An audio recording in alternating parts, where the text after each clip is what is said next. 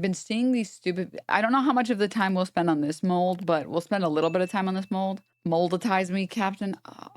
But I saw people talking about these videos and I never got a chance to talk about them, so I kind of wanted to talk about them. These videos definitely feel like a psyop. The videos of like the women being like, why don't men approach me? These feel like a psyop. This feels like CIA Fed posting. TBQH. But let's go. Women are complaining about men not coming up to them and approaching them in public. This is very, very common. There's a really interesting trend at the moment of very attractive women complaining that men are no longer approaching them. That's right. And I find this absolutely fascinating. So when I was a young man... It's fascinating, but not surprising.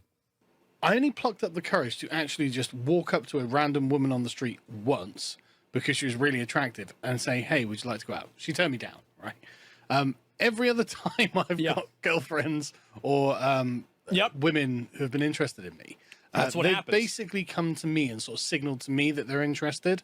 And so, frankly, I've never been the sort of like, walk up to a girl and just start chatting her up type.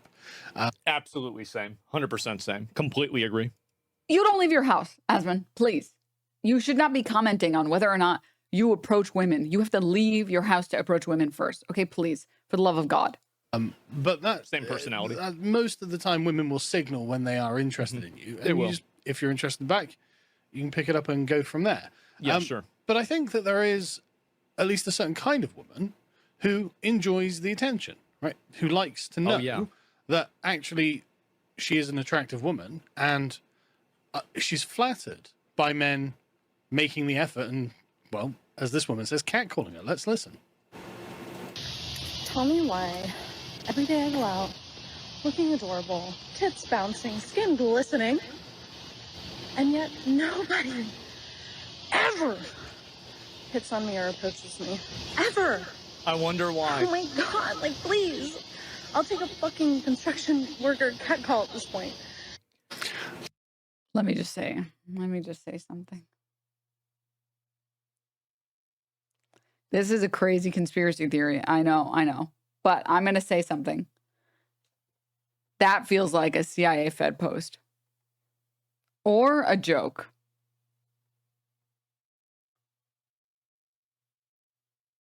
One of those two.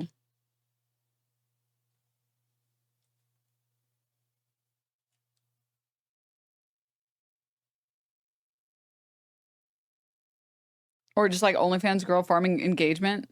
That's a very reasonable third option. Also, sorry, like, where are you walking, girl? Like in the most abandoned park at like 6 a.m. No wonder no one's hitting on you. You're going somewhere where there are no people. Like, well, huh? I'll take a fucking construction worker catcall at this point. Here's the thing. Is if I was doing that to her, she'd be calling the police. Women don't actually... You see what I mean when I say that Asmongold is actually cell phone king? Why would you get on air and be like, well, me, when I do that, they call the police on me. And then they say, there's a homeless man trying to feed me roaches or something. Can you believe it? Can you believe it? Interesting how that is.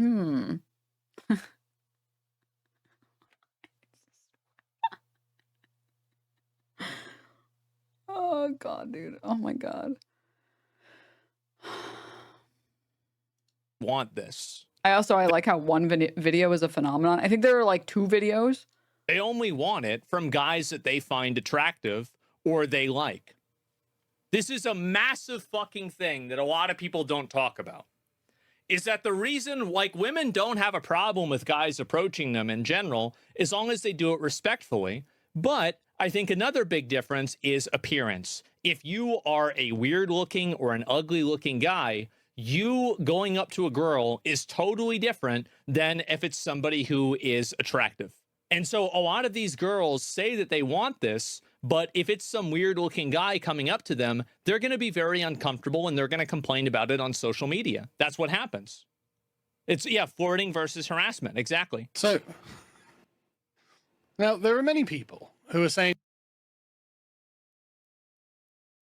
there's this very weird puritanical idea on the right that women should be completely lacking in any type of sexual attraction to any type of physical preferences that they might have. And only men should be allowed to be shallow, which has always been just like the most bizarre thing I've ever read ever in my life. Like, it'll be a woman. I've seen so many of these videos where it'll be a woman being like, oh, I just prefer when I see this or this or this or that. And they're like, women are just they're so fucking shallow. They want to be physically attracted to the person that they're dating. What the fuck? Huh?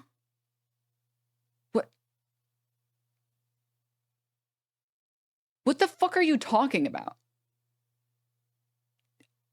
The groundbreaking reality that you have just now realized is that human beings want to be with people they find attractive?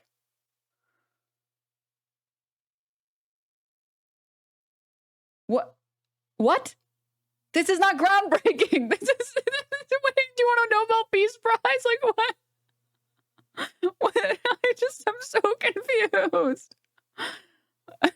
I just don't get it. I just don't understand.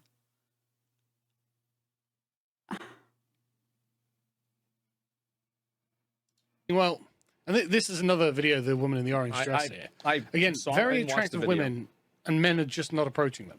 Yeah. And they're becoming frustrated by it. And as Con here points out, many women, not all of them, spent the majority of the 2010s bitching about rape culture and misogyny and catcalling and Me Too, and now mad that young men aren't comfortable approaching them. No, it's again, if young men they are mad that young men that they are attracted to are not approaching them. If weird, ugly guys started approaching them, they would be posting about how annoying it is publicly all the time. The same as they did back then. I do like the idea that, in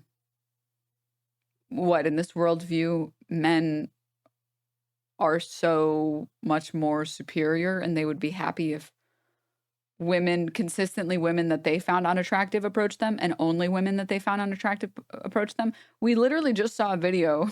Admittedly, the guy is like a fucking sex pest, but the Lolo video where it's like, is it shallow that all the women that I get matched up with are uglier than me, that don't looks match me? Like,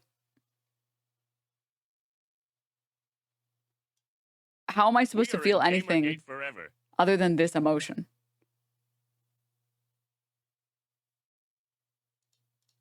You create the problem. This is totally... I don't think it's just young men, although I think the age thing is an interesting question. Yeah. I mean, this woman looks like she's in her early 20s, and, well, do men in their early 20s actually spend a lot of time dating anyway? It seems that a lot of Gen Z are quite shy, introverted, not great at approaching one another. Choices on dating apps and get too much attention, or they feel lonely and lack attention. Yes, correct. Well, it's always been like this. You know when, like, you get bullied? Sorry if this is not relatable for the cool kids in this chat, but you know when you got, like, bullied, or when people were mean to you, or, like, you ever, like, have a coworker or, like, a boss or something that's just, like, unnecessarily hostile to you, and in your head you're like shower thoughts are like, you know, I bet if they, like, tripped and fell, I would epically make fun of them and everyone would cheer and I would be the cool one. Like, it's you're fantasizing about a reality that doesn't exist because you want it to exist, or like the turntables. And that's what's happening here. It's just like, oh, well, yeah, women get approached a lot and I don't. But, you know, I bet if things keep going, they'll stop being approached. And then we can have the last laugh. It's like, what?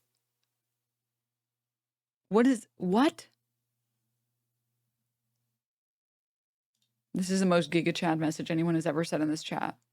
I approached my now cougar girlfriend wife because we were coworkers. When I quit, I got her number and went from there. This is the most base thing you can do, chat, by the way. If there's someone at your job that you like, that you want to ask out, don't shit where you eat. Wait until you leave the company or they leave the company. Or, like, even move to a different department if your company is big enough, and then shoot your shot. Another, and I mean, not not entirely their fault. Probably. Me Too ruined everything. No, Me Too didn't have anything to do with this. Also, the guys complaining about this would never approach a woman to begin with. I need to start having tea in the morning or something. Otherwise, HR is going to be your friend. I mean, I don't even think HR is going to be your friend. I think it's more just like environment can get weird and other people can be weird about it. Because like, okay, how do I phrase this in a way that isn't pick me? I think some people can feel reasonably uncomfortable. I think like my entire life is just dealing with social anxiety, and my entire experience with other people is just being uncomfortable. So I think I have like, I'm like immune to discomfort because that's my secret. I'm always uncomfortable. So I've had situations at like workplaces where someone's asked me out, but I wasn't interested, or I was already with someone or whatever. And I was like, oh, I'm sorry. Like, I'm already dating someone. Like, I'm sorry. Or like, oh, I'm sorry. I'm not super interested. And they were super polite and nice afterward. Like, they weren't weird about it. They didn't treat me any differently. Like, they were still super nice and polite. So I never felt weird about it. Like, I was just like, oh, it's just like my coworker. But I know other people who like do not feel that way. Who do not feel that way at all. Like, that if someone asks them out, or if like things get even slightly romantically or sexually involved, even a little, people don't know how to deal with these emotions or these feelings. So they're like, now I'm really uncomfortable forever. And it's like, well, really? And I've talked to people who feel this way, and it's a very genuine feeling. Like, I don't think that they're making it up or lying or faking it or anything. The people I've spoken to who feel this way just genuinely feel this way. But I just like, I don't know.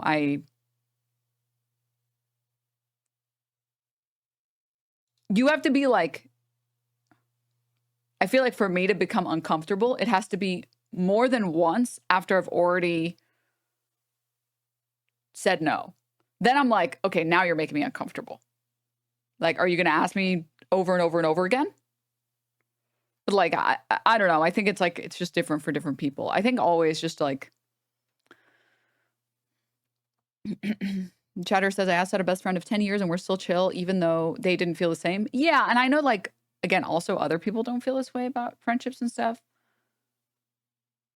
Where they feel like if one person asks out someone else in a friend group, then that friend group becomes weird. But it's like, is that weird? I feel like it's just, it's very human.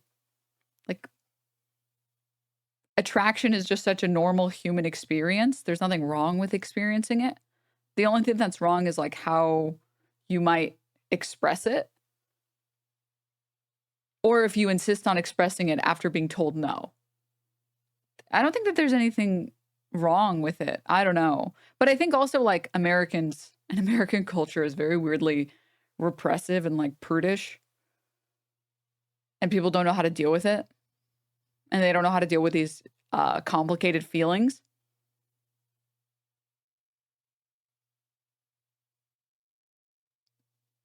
So it's easier to just not deal with it.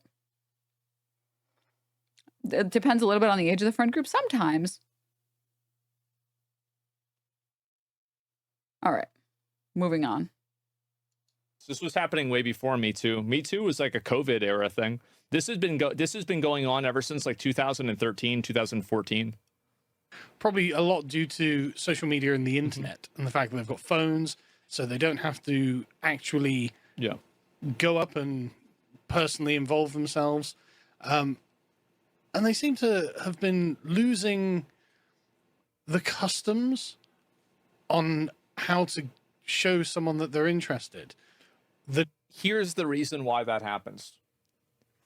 In the earlier days, many years ago, there was much more of a shared cultural identity that we had here in the US, or that I'm sure was over in the UK or in other countries, but particularly in the United States.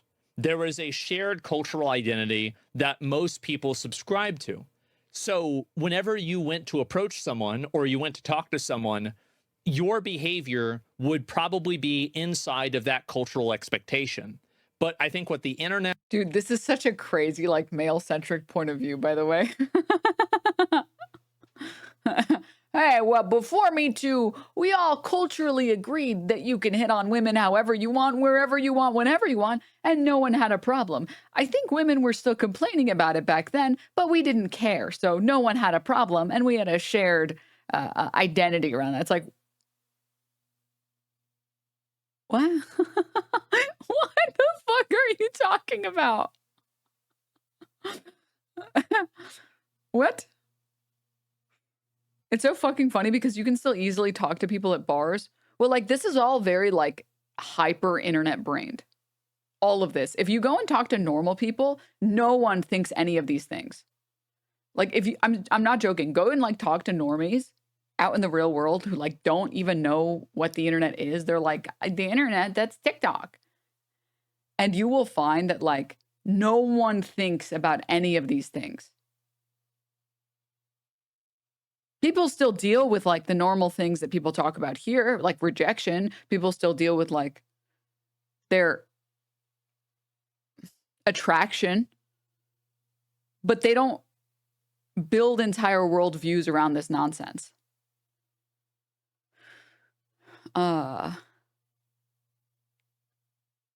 That's crazy. I think I'm older than him, and that's just not true, LOL. I mean, it's just... and multiculturalism has done, and this isn't necessarily a bad thing or a good thing, it's just what's happened, is it's segmented different cultures and different groups of people with different expectations. There are women that like guys that when she tells them no, he keeps trying to pursue culture in 2025. Oh my God. her because it makes her feel special. There are women that like that. Most women don't like that. And my advice to you is to assume that they don't like that, because I think it's weird. You know, again, like, they like that, but that's how it is. They want it. Yes, exactly. But no means no. Exactly. And so do you know if you're going to, are you approaching a girl that is a no means no girl, or are you approaching a girl that is a, you know, ask me 3 times to make sure that you really actually care about me girl? You see?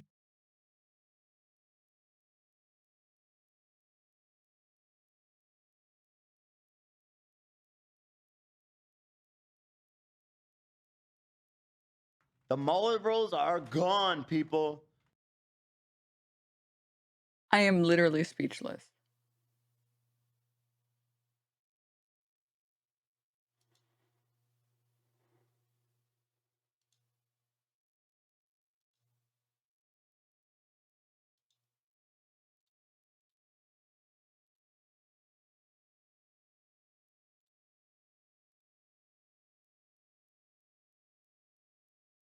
I am actually speechless. Chat, do not listen to any of this. Like, don't listen to any of this. Like, I'm not joking. Don't listen to any of this. So he's never met a woman, right? That's the only way I can say this. I'm...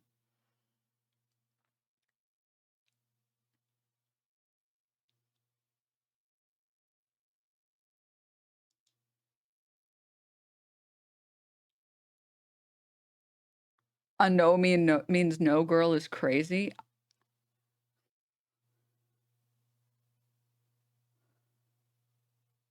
Like, see, this is what I mean when I say, like, I feel like when you go out in, like, the real world and you talk to people in the real world, the farthest you get is like, dude, I ask my wife what's wrong and she says nothing. And then I'm like, oh, okay, good. And it's like, wait, something was wrong.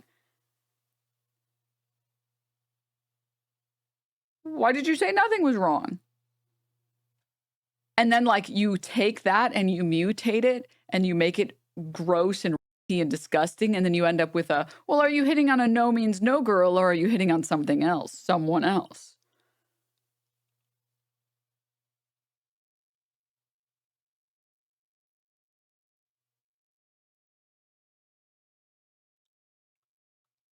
Contraband, thank you for the 20 gifties.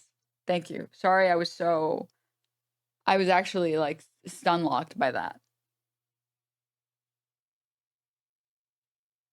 A no means no girl, you know, like a sane person. oh, ask me 3 times no girl? Or are you approaching a girl that is a, you know, ask me 3 times to make sure that you really actually care about me girl? You see what I'm saying? And there's no way to really tell that really at all. And so you have this dilution of culture. And so there's no shared set of rules of engagement anymore. And so nobody knows how to approach this and how not to approach this. There will be guys that will be very respectful, and then girls will still post their DMs and be like, hey, look at this guy. What a thirsty boy. How to solve it?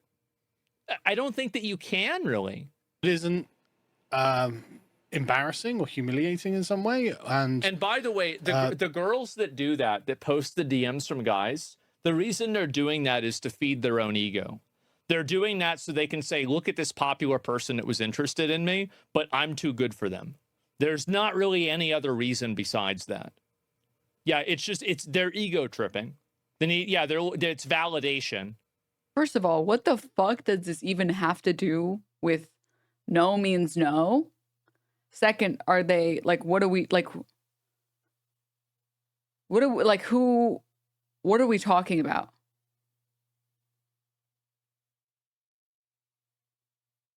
The only time I have ever seen that on social media, ever, literally ever, has been when men insist that other women are super into them and obsessed with them, which is the one time that I did it. And that's the only time I've ever seen anyone else do it. Like, I don't understand the universe where I'm in awe. I like actually. That protects the dignity of both people involved, and I don't blame them. I mean, these are things that I think generally haven't been well passed down. Yeah, you know, I remember my dad telling me, you've got to go and ask. Yeah, and the worst you can say is no. I mean, that's not true. The worst you can do is laugh at you, but. Or post your interaction on social media and embarrass you publicly. Or if it's at work, get you fired for sexual harassment.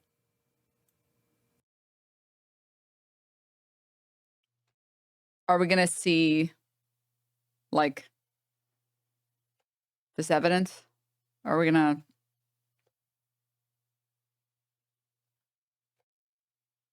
Or, you know, like fucking ostracized. There's a lot of things that they can do that are worse than saying no.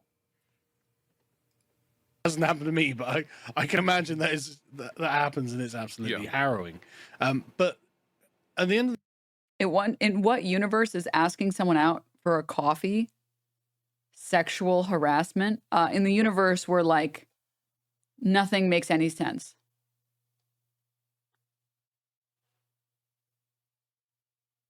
This is so brain dead. Just don't be a creep. The worst rejection I ever got was a girl telling me I'm a great guy, but she's not interested. The day, as a man, it's tough, and you will get over it. It's not the end of the world. But the times that it does work, then you know, when you think, okay, you know, that woman actually seemed to quite like me, and I'm going to go up and ask her out. It's actually really gratifying, and you feel like you've accomplished something. I said I hadn't done once, but now I'm thinking about it. I have actually done it a few more times than that. It was only once that I walked past this woman, and I was just like, wow, she's really attractive. And I was single at the time. Yeah. And walked up to her. But other times where it's, you know... Like, I have never done that. I had a date with a girl who sold internet. She was, you know, one of the women on the street, you know, people on the street who's trying to sell broadband, whatever. Yeah. You know, like 15, 20 years ago. I can't remember how long now. We know. And I didn't want it. But I ended up guessing it because she was really cute. And... I asked her on a date, and she was like, yeah, okay, great. It didn't go anywhere, but, like, you know, it was no big deal. But I ended up with that broadband for a goddamn year.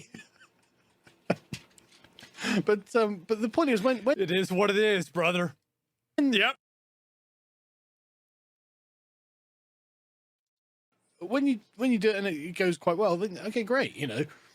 But anyway, that's not the point I'm making. The point I'm making is there's definitely an atmosphere that was created by the feminism of the 2010s. Let me tell you this story about how a saleswoman was very nice to me, so I asked her out, but then it didn't work out. Anyways, feminism has destroyed society. Now saleswomen don't even pretend to hit on me anymore. Can you believe this?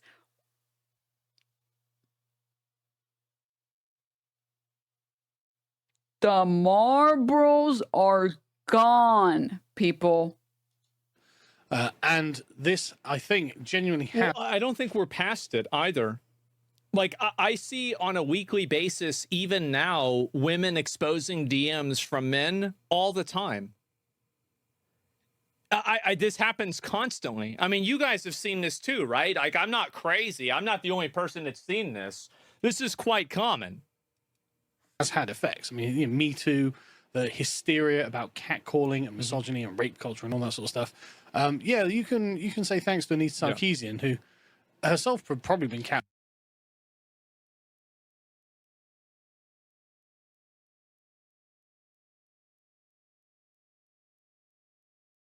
The stupidest thing about this entire fucking segment is that it's so detached from reality. Like, it is complete nonsense. It has about the same value as all of those people being like, don't buy a Nintendo Switch. Don't buy Assassin's Creed. Go woke, go broke. Game is gonna flop for sure. And then it like doesn't, because it's not based in reality. It's based on this like outrage farming that makes no sense, that has no connection to the real world at all. It's the same thing here, because this idea that it's like, see, you scared all of the men away, and that's why they don't want to hit on you anymore. That's why you don't get catcalled anymore. It's like, this isn't even true. You can go out today and get catcalled. No fucking problem. It still happens. Don't worry. It's still very much so happening. What? This isn't based in reality. I just don't understand.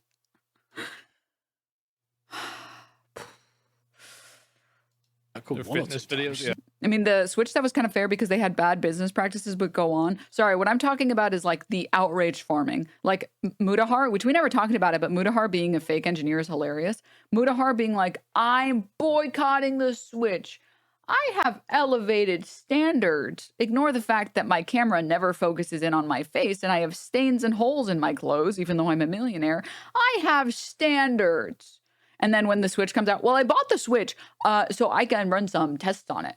I tested it by playing Mario Kart for the past week, and it was really fun. So it has been tested for journalistic purposes. It's like...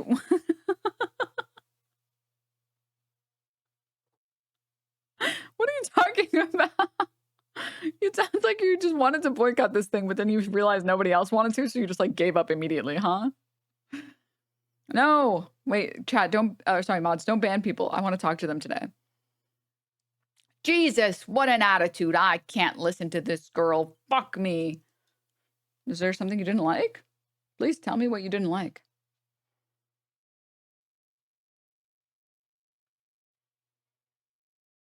Was there something that I said that was incorrect? Oh, I banned them. Oops, you just timed them out. Sorry. Oopsie.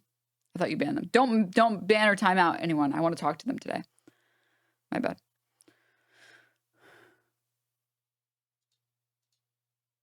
Yeah, like her comment about Assassin's Creed is so bad.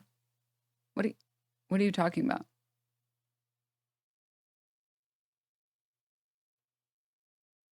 I'm not commenting on the quality of the game. I'm commenting on the fact that everyone said that they would go broke. They would go woke, go broke, and then the game sold a fuck ton of copies. That's just what are you disagreeing with reality? Are you disagreeing with how many copies they sold? Like, I don't understand exactly what.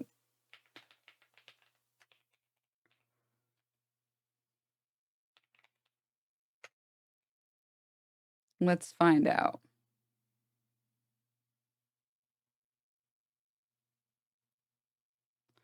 This is Assassin's Creed Shadows? Is that the one? I wonder if Wikipedia has like the data on this.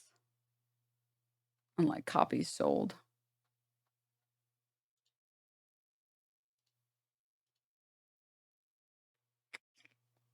Can't find it easily. Shadows. Copies sold.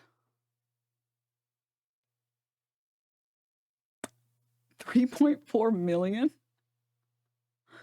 Oh my god, wait, is this accurate? Oh my god.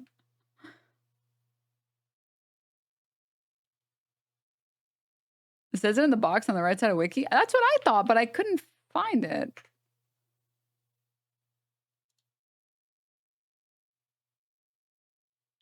I went there and I thought it would say it here, but it just says developer, publisher, director, producer, artist, writer, series, engine, platform, release. Doesn't say like how many sold, which is weird because they usually say it, but.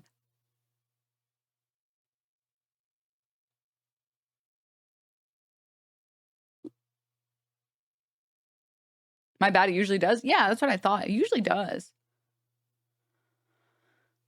Assassin's Creed sold an estimated 2.4 to 3.4 million copies across all platforms, according to some estimates. Copy pasta. 2.5 to 3.4 million. Let's see.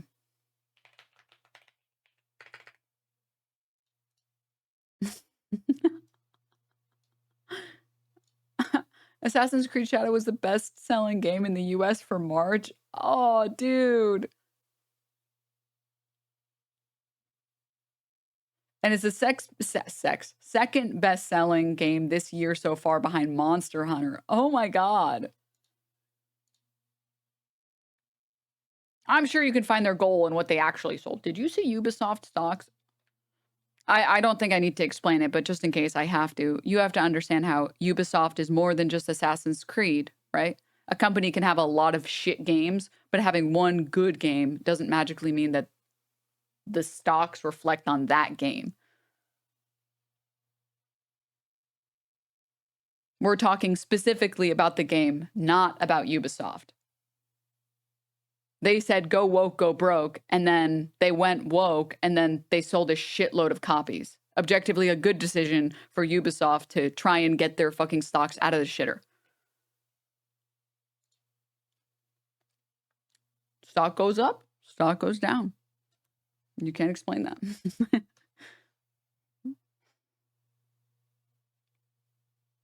So, like, can you explain to me what about my comment is so bad? The only comment I made was that people said, go woke, go broke, and then they made a black character and a woman character, and then they sold a shit ton of copies. So it was a great decision to make for Ubisoft. Which is just like, you're just disagreeing with what? How many copies got sold? What are you disagreeing? I didn't say anything that was factually incorrect. That was just correct. They just didn't go broke after they went woke.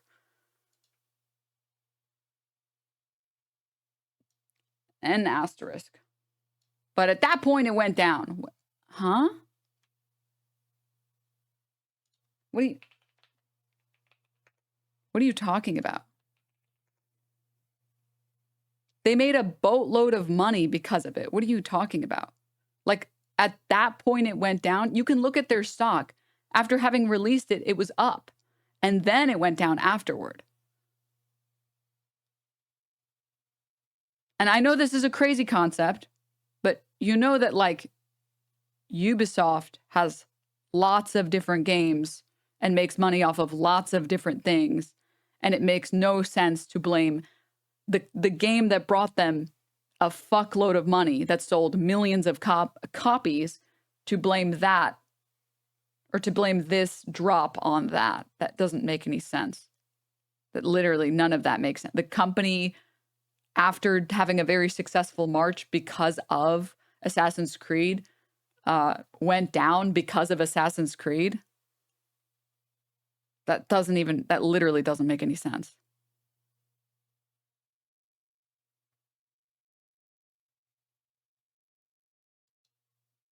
They trash canned X Defiant right then, which was a huge investment.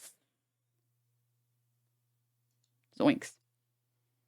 Yeah, and at that point in time, if I see the graph go down, I assume the game failed. And after that, you can see the other choices they made didn't go well. Okay, so you see the word here, assume.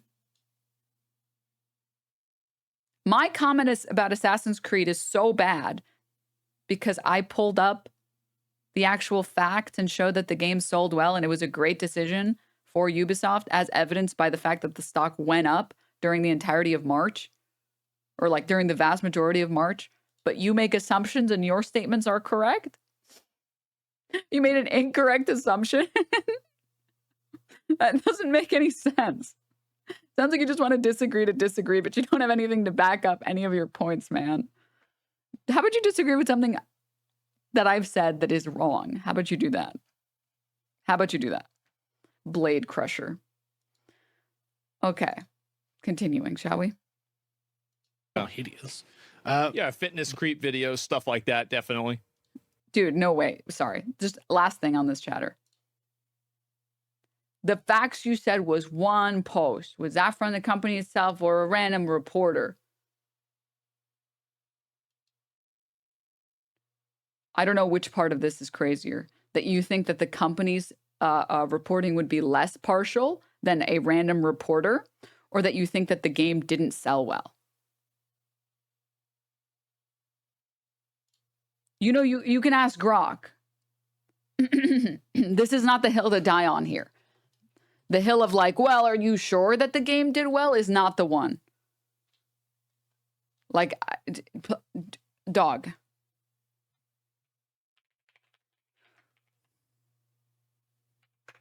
Dog. He crushes blades with his thick skull.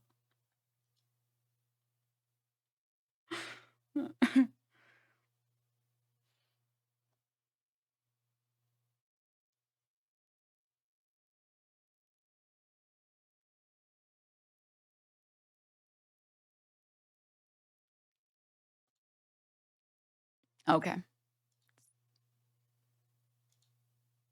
He's not responding, but that's okay. All right, moving on. But you know, who had to marry herself incidentally, and now these women are feeling the effects of it. That's definitely an issue, and there are lots of women all over the place. It's not just like the odd Tinder, TikTok video, like this one here. I'm wondering if guys still approach women they don't know but are attracted to, or this basically never happens anymore. Nope. I, as a woman, don't get approached while walking. Guys, Dumb and Dumber think Reddit posts are real. Oh my God. Oh my God. That's amazing, dude. That is actually amazing. The street, in the grocery store, etc. Men seem to like me at work and on dating apps, but the approach thing from strangers just doesn't happen. And what's really funny, because people have said for years they don't want that. They said they don't want it. I wish we had a code in society. Exactly, right? And this see, even this top comment is saying exactly what I'm saying. Is they're looking, going through this and being like, there's no shared cultural expectation. We need to have some sort of social signal, like dropping a handkerchief to see if the guy's interested. And there was someone in this thread. I was reading through it before I started. And also, like, again, if a weird looking guy came up to her, she would not like that. I think there's very much a... But I'm sure, Asmon, if a weird-looking girl and a weird acting girl came up to you, you would love that. Like this is... I don't understand why people think that this is such like an epic own that like, yeah, well, if a freaky creep walked up to me, I bet I would like it. I'm like this shallow, vapid woman. If a creepy woman that I found very unattractive walked up to me and was like, I was staring at you for 2 hours. Do you want to go out? And she looked hideous to you. I'm sure you would love it. Yeah, I'm sure you would love it. What the fuck are we talking about here? Yes, crazy concept. When creepy people do creepy things around you, you find them creepy. When weirdos act weird around you, you find them to be weird. Wow, insane, crazy. tremendous amount of kind of romanticization of this behavior without actually thinking about its legitimate, like, realistic consequences, where it's like, okay, sure, yeah, you want an attractive, good-looking guy to come up to you and be interested in you, but do you want an ugly, weird-looking guy who's awkward to come up to you? Probably not. So, and would you want a weird-looking, creepy woman to walk up to you? I think the problem is that, like, the internet has rotted internet people's brains' ideas of the fact, like, they don't realize that weird women exist today. The default is like, I saw this post that really phrased it quite well. I'll do my best to replicate it. But when we think of like the default man, we think of like a pretty average looking dude. But when we think of like woman, we think of like what we find to be the most attractive woman, or close to the most attractive woman. You don't think of an average woman.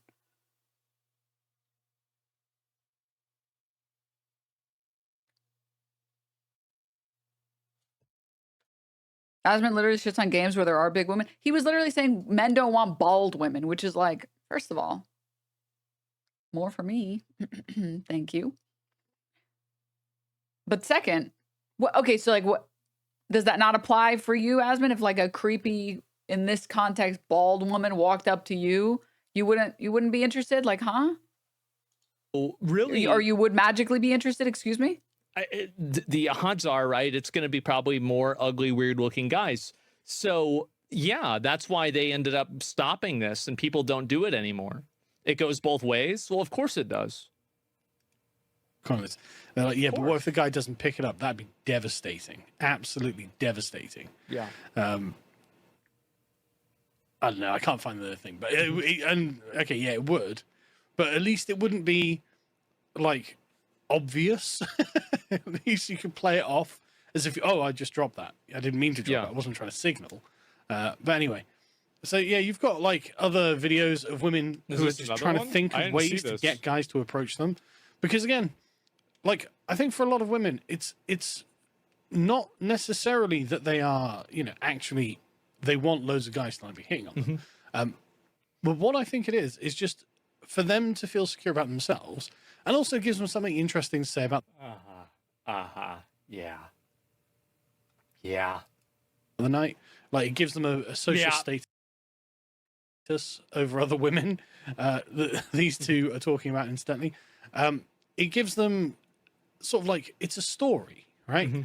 That they can tell their friends and say, oh, yeah, this guy approached me. Oh my God, he was this, he was that, whatever. Yeah. But also it makes them, it reassures them. Oh, right, no, I am still actually it's validating. Yes. Because a couple of years ago, I remember doing a video about women when they get older and they start to feel invisible. And it's because, like, when you're a young and attractive woman, you at least know that men notice you. Yeah, sure. And I think that for a lot of attractive young women, they feel important. They feel, oh, right, no, I have a place in society. And these guys are looking at me. They're checking me out. Even if they're not approaching me, I'm on their radar, right? They understand that I am a thing that matters in the grand scheme of male. This is like,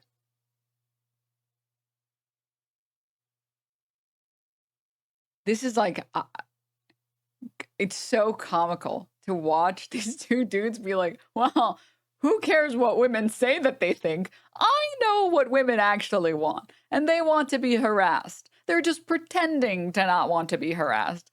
Can you imagine if, like, women did this? I know what men actually want, okay? What men actually want in society, all right, is for you to walk up to them and give them wedgies, okay, to punch them in the face and to spit on them. Now, they'll say that that's not what they want. They'll say that that's not what they want at all, but that's what they want. So women everywhere, go ahead and do it. Like, what?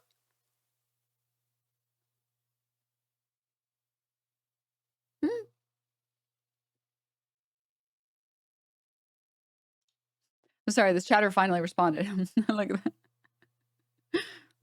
Oh no, I hope he didn't leave. It says he's not following anymore. Sorry.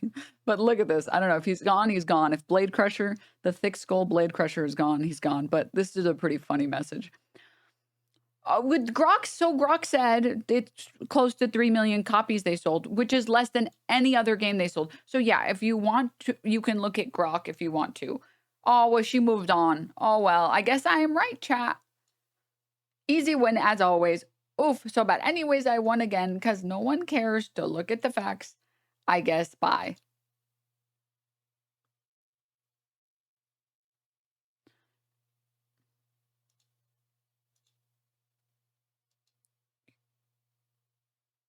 You realize this, first of all, announcing that you won is peak. It's pretty peak. But second, you realize that this is after Assassin's Creed has had like some of the shittiest fucking games come out in the past decade because people are moving past Assassin's Creed.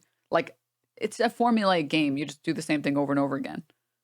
Like, this is after what, Rogue and like Unity that both, or not Unity, the other one that sold really poorly. Like, they didn't, I don't even think they broke 3 million copies in their entirety. Whereas Shadows sold like 2 million copies in like the first month or something like that. Like, it still hasn't even been a full year yet of the game being out.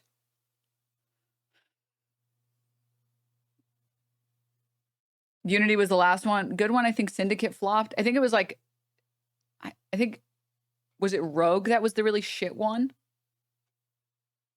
There was one that like sold nothing. Like, it was actually garbage. Like, it was actually so garbage. So I'm not surprised that, honestly, that they could get any influence and any attraction at all to Assassin's Creed games after they sold like garbage. Also, the 3 million copies was only on one platform as well.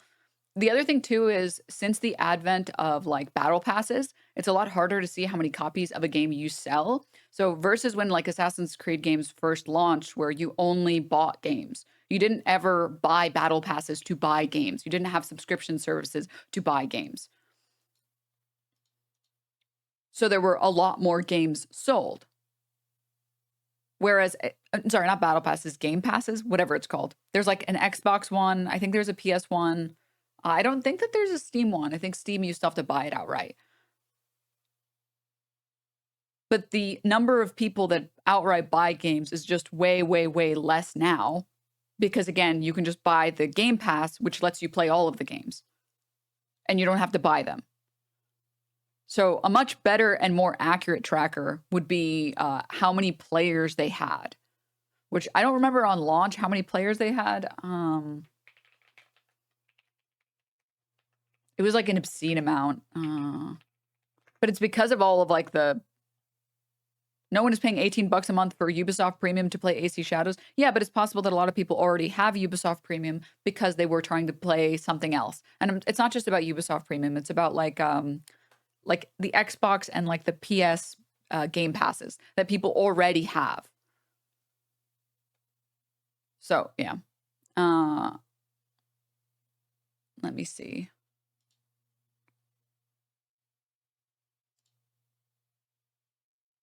People 100% would pay $18 once to play a $70 game. Yeah.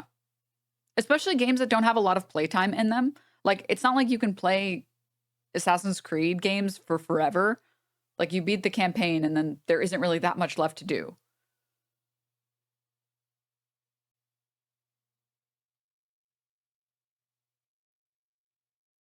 Oh, this is from recently. Okay.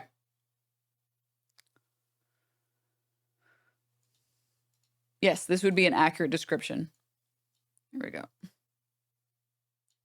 Wall Street analysts think that like Ubisoft is performing badly because of developmental delays and high developmental costs, and the Assassin's Creed strength of sales just isn't enough offset. You have to understand this is like after a decade of people getting tired of microtransactions, people getting tired of paying... Excuse me, Denims, but have you considered that you are a woman and can't possibly beat an alpha male like Blade Crusher? People are tired of microtransactions. People are tired of games that are riddled with fucking bugs the day that they come out and you have to wait for the game to get patched. People are like, they're just sick and tired of AAA studios. Like, I feel like I used to have AAA love that, like, when a AAA studio came out with a game, I was so excited. I'd be the first person in GameStop, so hype to go pick up the game. Because it was like the AAA studio was like a sign of like it had like a stamp of approval, right? It had a stamp of this is going to be a good game. We put a lot of money into this. And then as time went on, I think I would say in like 2014 was like a big turning point for games where it felt like the AAA label just meant less and less and less and less. And it was like, wait, you guys are just going to, like, for me, it was Andromeda. It was like, listen, I still love the Mass Effect universe, and it will always have a special place in my heart. But, like, what is this garbage, bro? This shit is so ass. This shit is so ass.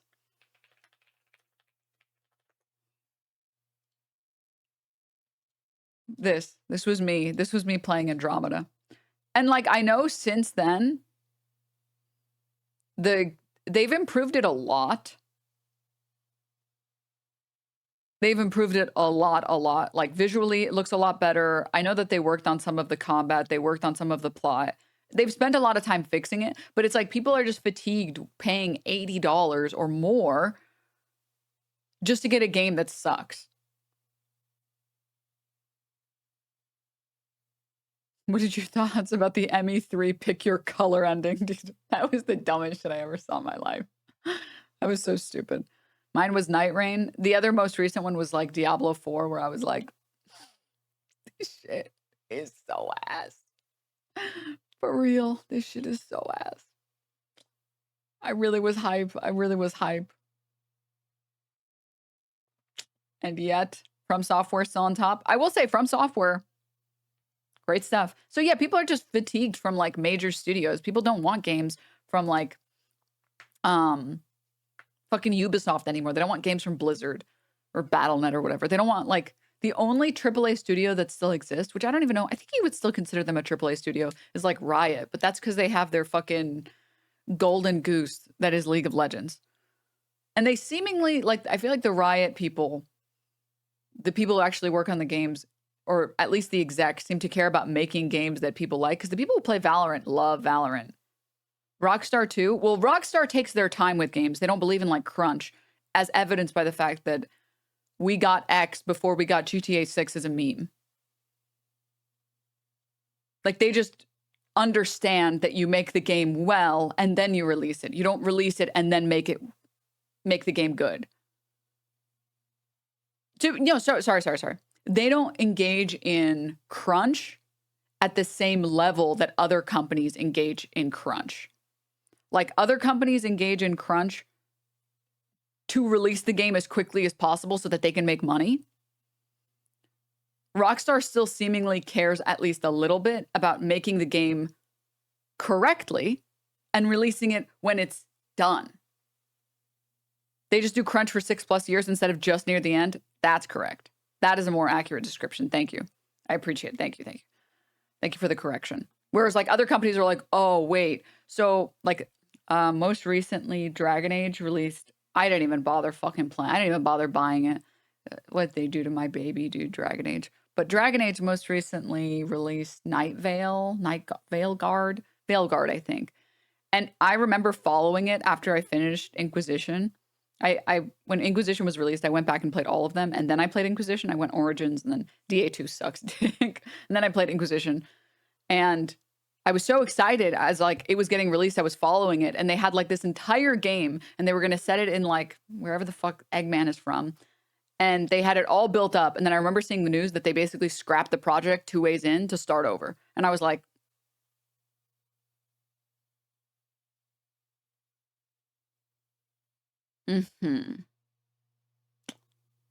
Cool. Anywho. All right, moving on. Let's try and get through this video. I don't know why we got onto video games, but female relationships. And so in society itself, I'm sort of put on the map. Mm-hmm. But what these women are really complaining about is I think that they feel that they aren't on the map anymore. And this is the same thing that the older women were complaining about. When women get to like their 40s and 50s, and men are no longer just checking them out. You know, they no longer catch men just having a sideward glance. Sure. You know, admiringly. Which, again... An admiringly side glance. the feminists have done a superb The job. feminists. The feminists. Of We're back in Gamergate. Let's go. stigmatizing this. But actually, I think for a lot of women. Well, the reality also is that there are a lot of guys that do it in ways that are bad. And this is something that a lot of people don't necessarily say, but there are guys that don't take no for an answer. There are guys that are creepy. And I think that they do make women uncomfortable in a lot of cases. It's not like this is like, oh, women are just stupid and bad. No. It's a good thing that there are no men here that were doing that exact thing. Ha ha ha ha. Absolutely not. There's a lot of guys that try to put a power play on a girl, right? You know, oh, take her out on a boat because of the implication, right? That type of stuff. That's not a power play. That's just engaging in rapist behavior. It makes women very uncomfortable, and it does happen. Now, obviously, like, that's a meme and a joke, but real life variants of that happen all the time. And the truth is that that's the reason why a lot of women are against this stuff and pushed against it back in the 2010s, is because a lot of it came with a degree of coercion, or it came with a implied physical like threat, like maybe not even necessarily threat, but no, not this chat, or you're gonna get banned. This guy says this chat, dude, when talking about consent, dude, stop. Safeness. And just a quick tangent on this. Think about the kind of women who are feminists. Very rarely the attractive ones, that right? guy who peaked in high school. Except for him, it was Gamergate, which is somehow worse.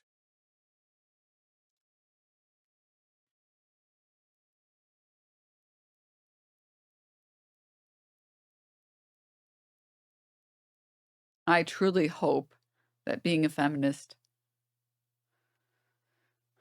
means that I'm unattractive to Sargon.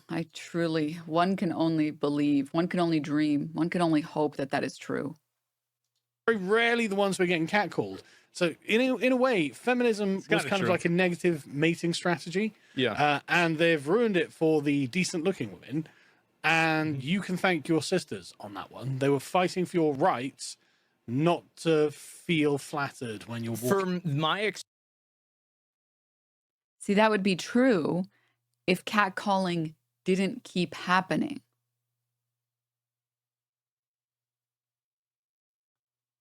But it still does. Experience of talking to girls that I would say are above average attractiveness, I would say that the majority of them do not appreciate having people come up to them in public and try to approach them. I'm sure that there have been experiences that they had that were positive, but if you looked at it as like, is it a net value of a positive or a negative? I would say it is a negative net value. Around at night in your best clothes, looking as gorgeous as you can. Like, your sisters have done this for you. But I think they're entering the same status as women who grow older. And so, you know, when women get to like their 50s and men are no longer, like, they're no longer a presence on the radar. They're no longer, oh, maybe she's maybe she'd be interested or something like that. That no longer happens because men just aren't thinking, okay, I want a 50-year-old woman. Yeah. I'm going to pick up a 50-year-old woman. Well, it's guys aren't attracted to older women, like in a general sense. Like, everybody knows this. It's like one of those things like, oh, you're not supposed to say this. Yeah, that's obviously the reason why. Everybody knows it. Okay, Leonardo DiCaprio. So it's one of those things that... Listen, speak for yourself, bro. I like how MILF is like a trending category on Pornhub literally every single fucking year. And like every single week I see a post talking about like Anne Hathaway and like Selma Hayek. That fucking Tarantino clip of Selma Hayek. Just every week. Just like every single week I see a photo of like J-Lo and it's like, J-Lo looked stunning in recent photo. And it's like, men aren't attracted to older women. It's like, nobody wants me to say the hard truth, but this is it. Uh-huh. Okay. Okay.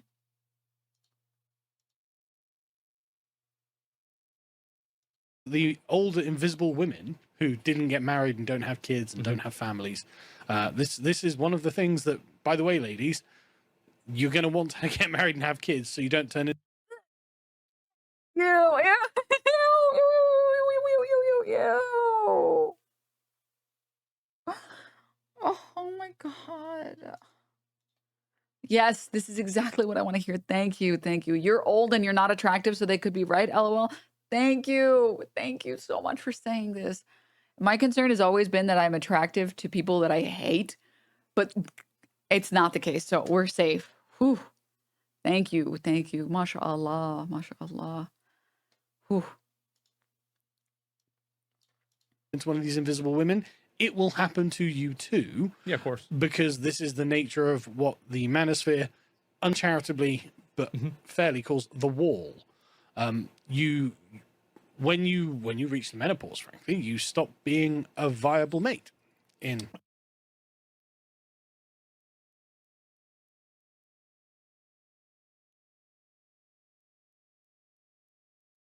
I will not use the C word.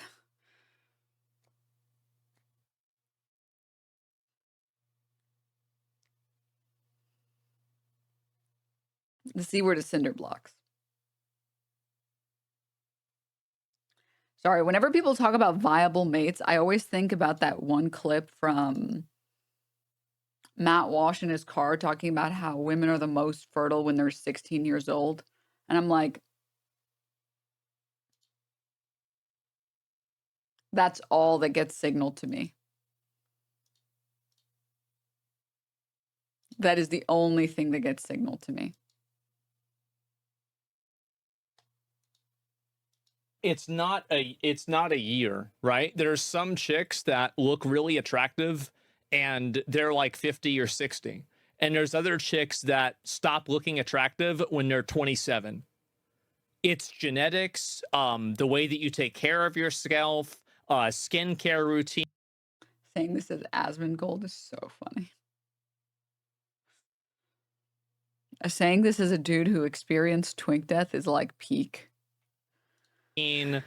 Drug like patterns, everything like that. So there's a lot of examples of both of them. Pattern? And like we all know those examples, right? Of course, right? Everybody's giving out names or whatever. And you know women that kind of like immediately like, you know, they hit the wall at 25.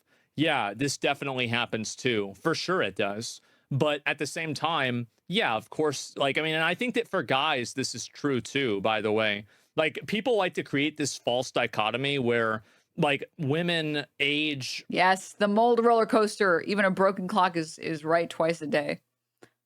Really badly and men don't. I think that that's not really true. There aren't really a lot of like 23-year-old attractive women that are hoping that a 45-year-old guy is going to try to talk to them. They're not going out there looking for that. And men. Correct. Finally. Like I said, the mold roller coaster, the broken clock twice a day.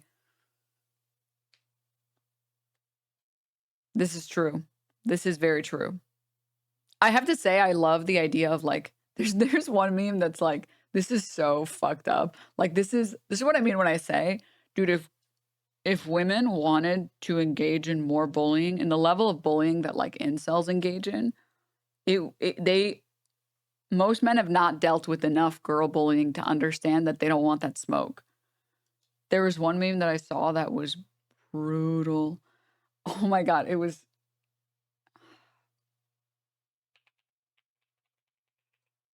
It's like, I have my whole life ahead of me. And then it's like, no, you don't. And then it's like an emoji. This is coming.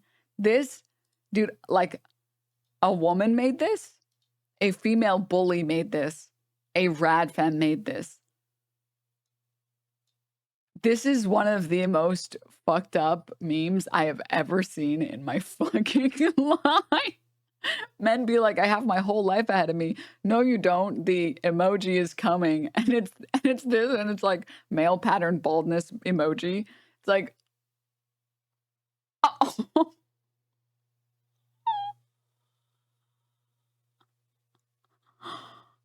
That is so mean. Oh my God.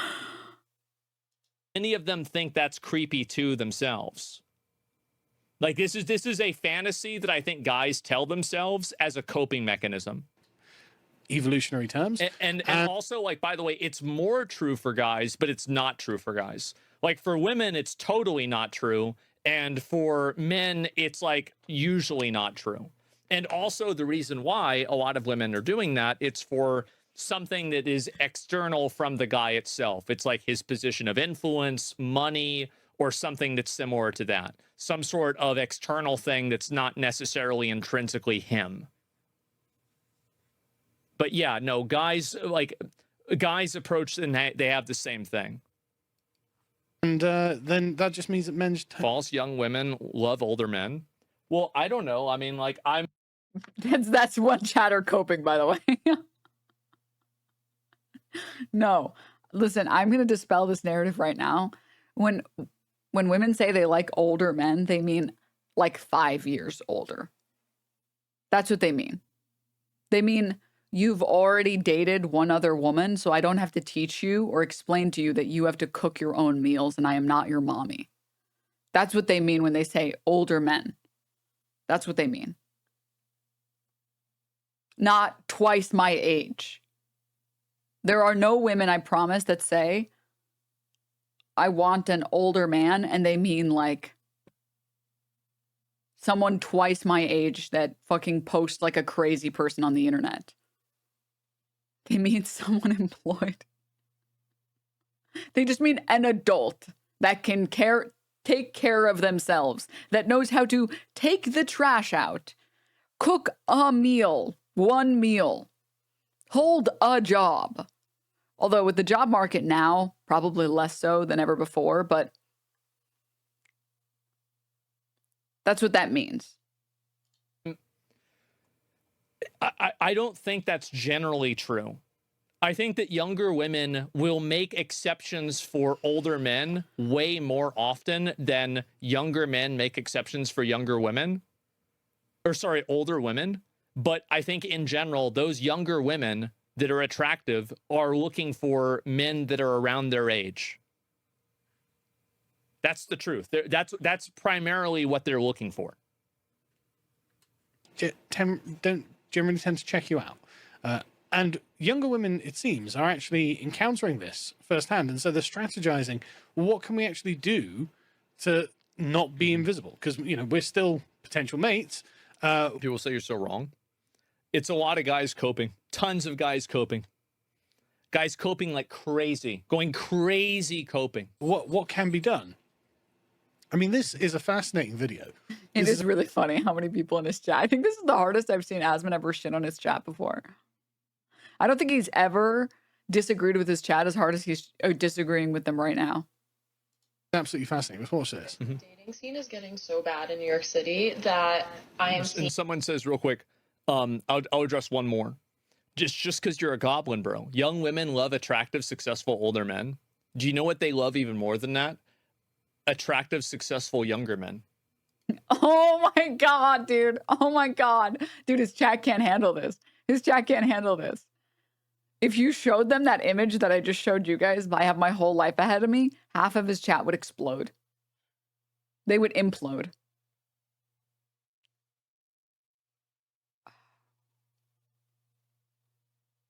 I mean, it's also like, okay, so this is another common misconception that like, dude,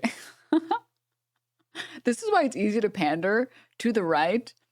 And this is why it's easy to pander to like non-progressive ideas. And it's because when you pander with non-progressive ideas or ideals, nobody realizes, well, sorry, nobody comments on the fact that it's pandering. So like American Eagle is pandering to a bunch of Nazis. I promise you the people working at American Eagle, they only have one motivation, which is profit. They only have one motivation, which is money. They only have one motivation, which is capital. But they understand that if they pander to the right, no one will call it pandering. But if they pander to the left, people will call it pandering. The other really big pander, by the way, is like fertility. This idea that fertility only goes down for women as they get older.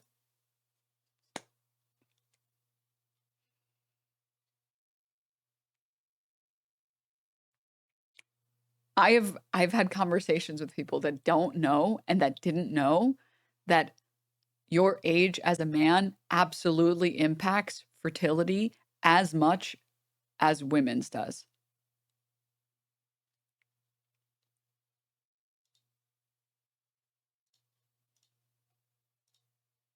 And this is like,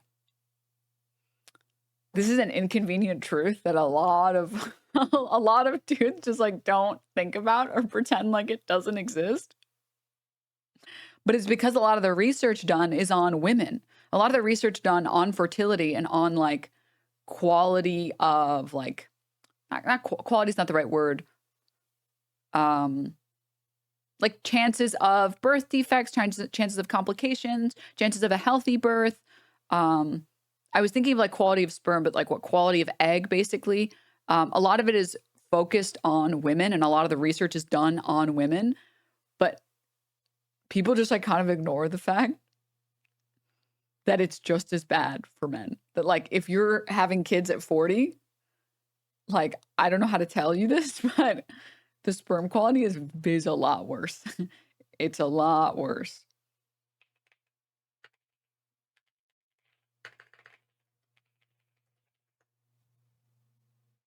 And like a lot of the this is part of the reason why I don't really give a fuck about this, because I think it's like a weird Nazi talking point.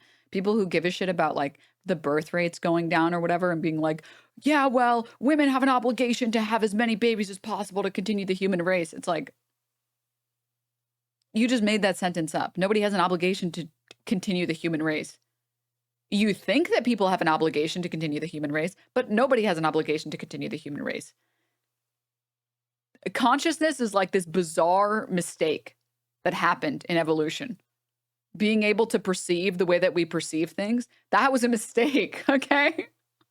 This is not how man was supposed to live. We were supposed to be monkey, okay? We were supposed to be monkey.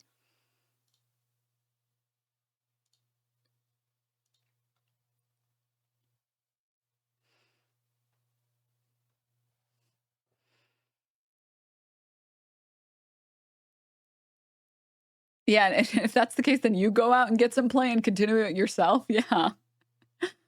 So continuing. Another, like a big reason that like I never see any conservatives talking about when they talk about birth rates is talking about the fact that lo and behold, when you have men and women both having kids at an older age, women having kids at 30 isn't as big of a problem as men having kids at 50. Like the sperm quality, the motility, it's not good. It's bad. It's bad. Doesn't mean it's impossible. Of course not. Obviously, of course not. But just because you can keep having kids at like, just because you can have kids with your sperm at 70 doesn't mean that you could have as many if you were younger. Sorry, that sentence maybe didn't make perfect sense. And that the quality would have been as good if you were younger. No, it's fine. You can die at 70 when the kid is 20. Yeah. Just because you can doesn't mean you should. I mean, yeah.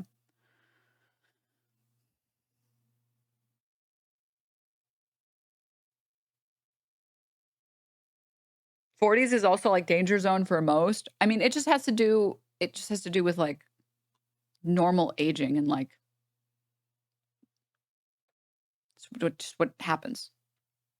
But nobody ever talks about it. Nobody ever talks about it. Or sorry, conservatives hate to talk about it. Like, look, people really don't like it. This is actually like a really inconvenient truth for conservatives. I'm not calling you a conservative, chatter. I'm just saying that a lot of conservatives hate it. As much as a stretch. When do you plan on having kids? Hopefully never. Hopefully never. I thought I was coming in here to hear some good critiques about this idiots on the screen, but you're showing exactly why they have a point sometimes. Me pointing out that male fertility is impacted by age is showing that they have good points sometimes. How? This doesn't even make any sense.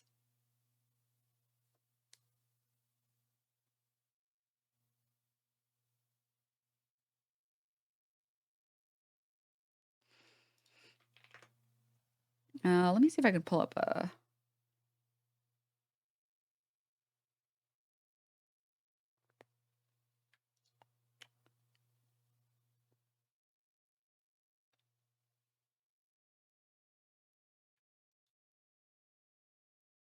I'm trying to find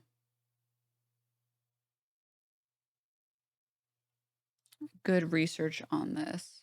Or not good research on this, but my favorite part about this meme is every time you show the meme, there's always one guy that's like, you actually think that? I don't think women can tell jokes, so it must mean that you're a fucking idiot because I'm incapable of telling when something is a joke. So I'm hoping one person does it in chat. You actually think this? Okay, anyways. Where is it?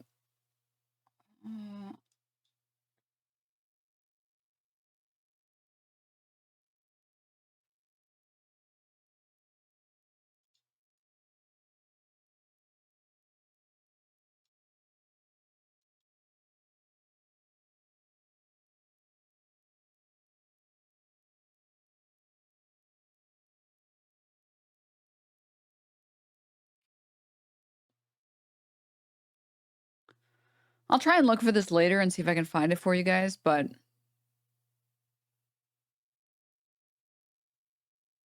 the TLDR is that like modern science agrees that like as you age, it's like the same bodily functions or like the same deterioration is happening in men and women at the same ages. But menopause is, well, besides sociologists talking about how menopause is a very obvious indicator that we as social creatures are meant to take care of our not just children, but grandchildren, and that the nuclear family unit doesn't make any sense. And menopause is a clear indication of this being socially ingrained in us.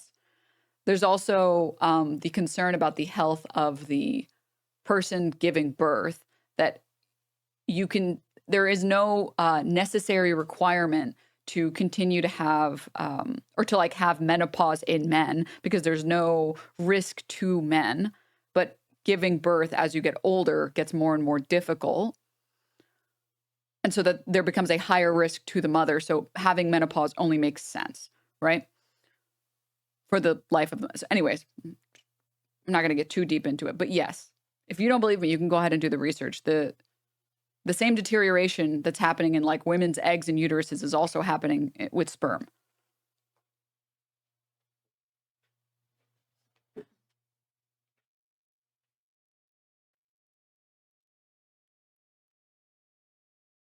Does chatter respond? They didn't respond. That are around their same age. It has nothing to do with me. It's not about the guy being older. It's about him being successful and having money. Being older is just simply a negative outcome that they are willing to tolerate. You're looking at it from the totally, like you're looking at like on a priority list, there are women that are like this, you know, it's influence, power, and appearance, right? Like obviously, or money, influence, money, and appearance. Just because that's number 3 doesn't mean that it doesn't matter. It just means that the other 2 overrule it. Like, I mean, really, like It is really funny how many people are just like straight up capping. Women only want money. That's why dated, I don't know what this emote means in his chat. Blank dated OF girls. It is what it is. Wait, what? Huh? Women only want money. That's why this Pete Davidson dated OnlyFans girls. What? What is this? What does this mean? What does it mean? I'm so perplexed by this. Dude, they're so mad at the idea that like, hey, what do you mean women don't like older men? That's bullshit. It's like, huh? Weird how this guy has money, but no women. Maidenless, dude. Brutal. Oh, man. Someone should tell this to my broke boyfriend, says a chatter. Yeah, for real. Does he know? Does he know?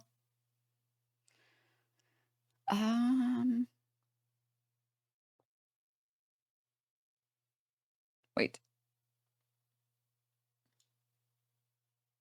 Okay.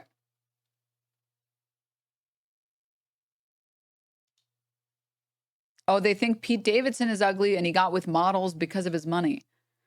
But that like makes no sense at all because Pete Davidson dated Ariana Grande and like was seen with Kim Kardashian, two women that made and have a way higher net worth than he will ever have. He just pulls because he's goofy, huh? Everybody knows that.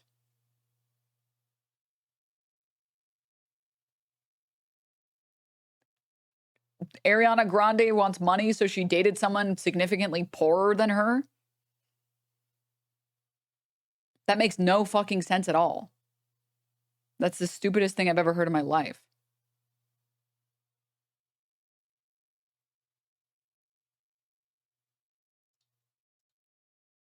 Who's your male ace? What does that mean? I am not online enough, or maybe I'm too online. I don't know what that means. What does that mean?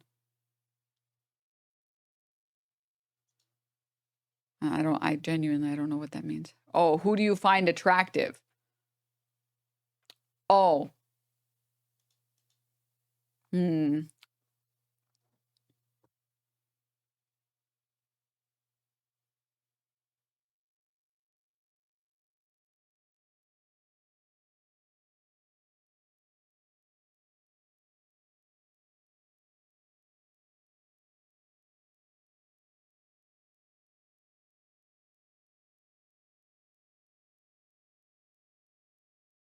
Don't say Danny Phantom.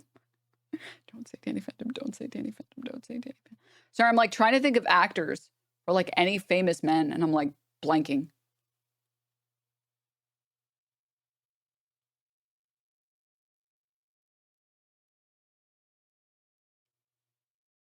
Male actors.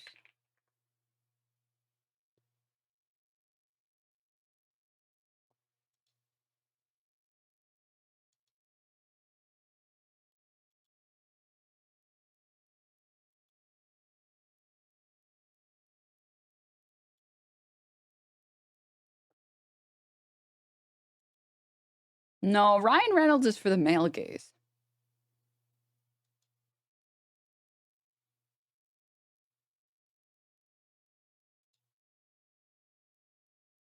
You don't have to believe me, but I'm right.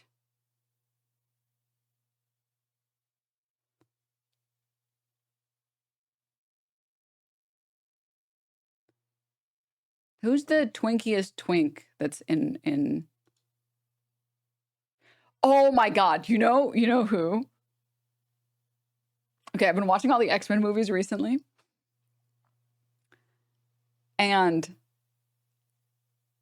the guy who plays Lex Luthor, when he played Hank McCoy,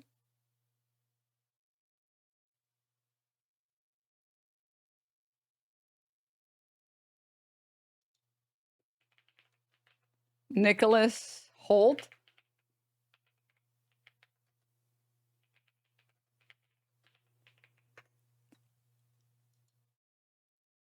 I'm about to act up, dude. Nicholas Holt as Hank McCoy. I'm not a furry, so I didn't like it when he was blue, but just, and I was not a fan of like the feet thing. I get it, like mutants and whatever, and they deserve to be. What I don't care. I don't care. No.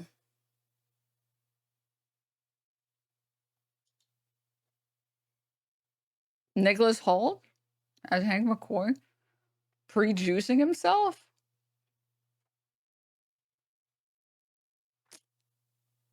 Did something to me while I was watching it.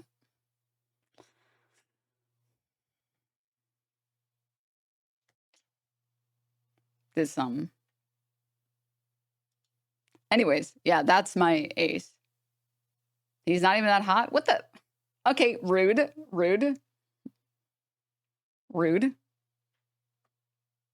Fuck you. Okay, like, let's see. Who asked? Literally, who asked, dude?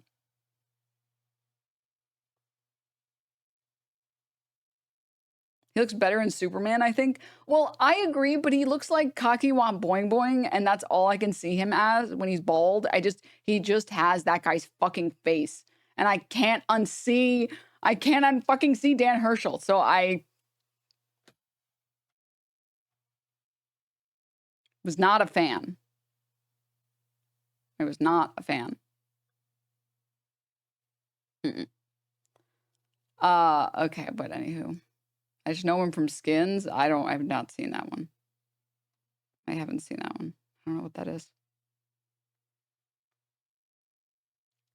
Can we watch Meat Canyon's Pirate Software video? Maybe. God forbid a white boy get a little motion.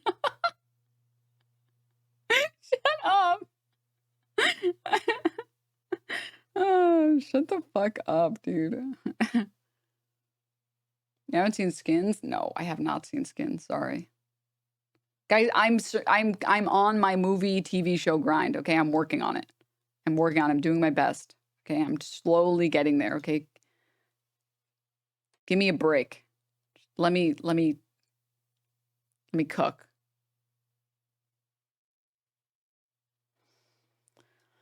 All right.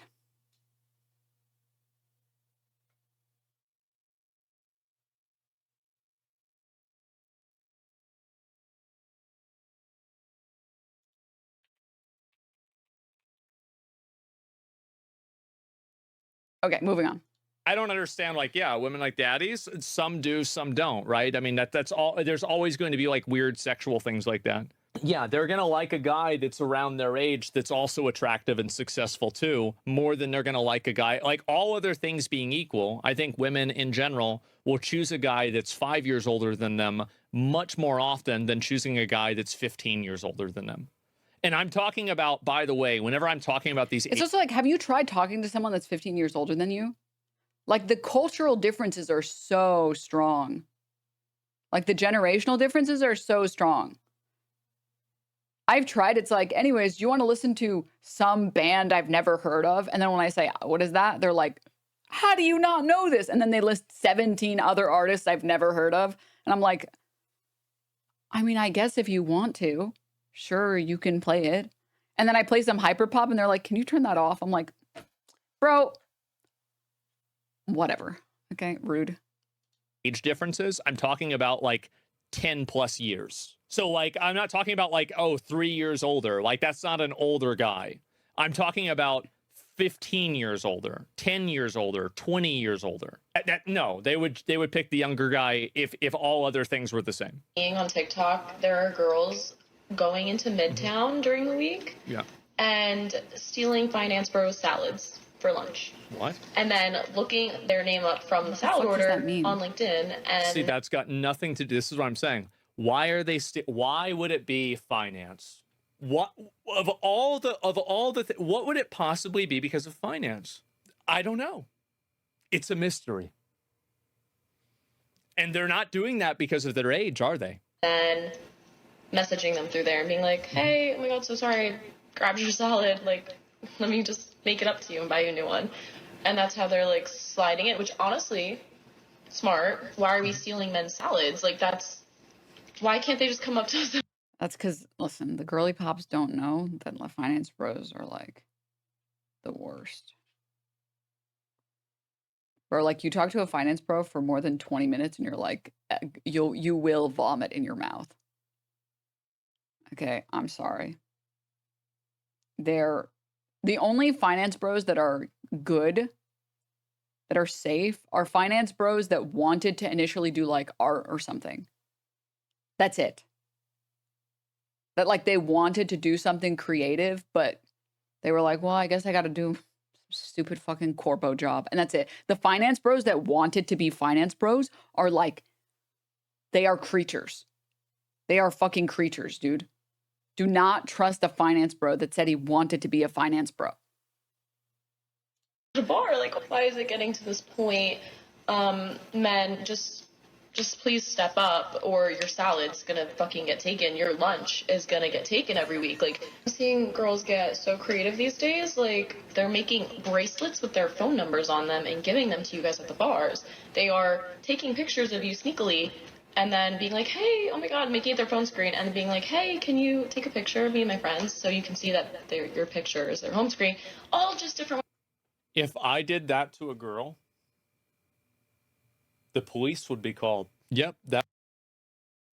Well, why don't you reverse the roles?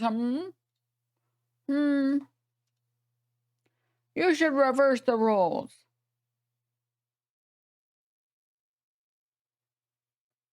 This is always like the stupidest thing. It's just like the dumbest fucking.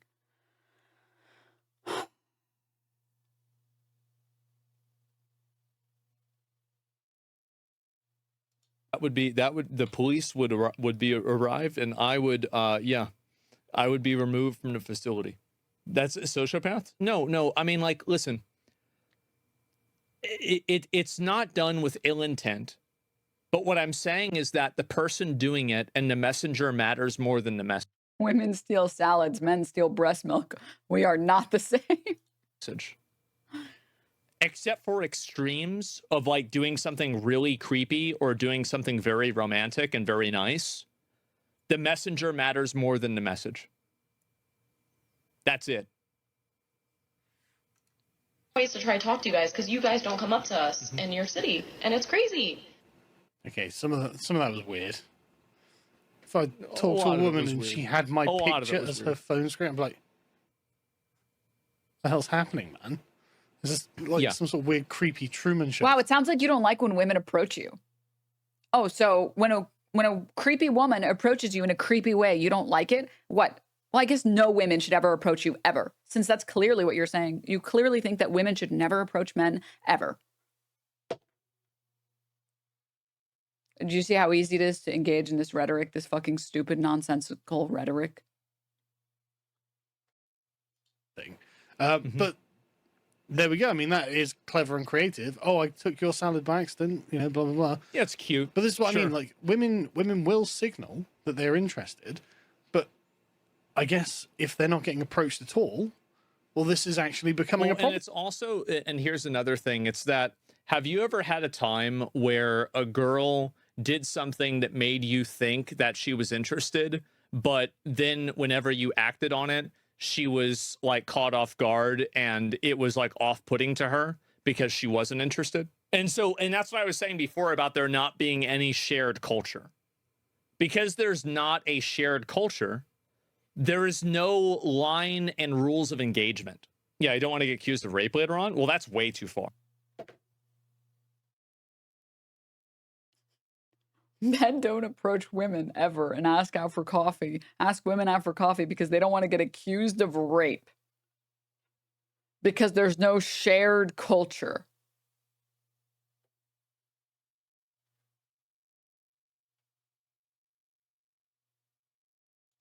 Right? That's way, way, way too far. Problem for them, isn't it? Again, there are loads of videos of very attractive women who are just like, why can't I get a man? And one can't help but feel that it might be a sort of confluence. I think technology definitely has a role to play in this, and the kind of unwinding of society and the shared social customs and traditions that instructed men and women on how... Yeah, don't take a friendly gesture as forwarding. It's just friendliness. Yeah, exactly. And that's generally the case, right? Is that like... And also, I mean, in the other issue for this is that the consequence of being wrong is not worth the possibility of being right. Exactly, to actually meet one another. That's the most cucked thing I've ever heard in my fucking life. Then why do anything? These are the people that I get in my fucking ranked games. Like, they die once and they're like, well, FF, come on.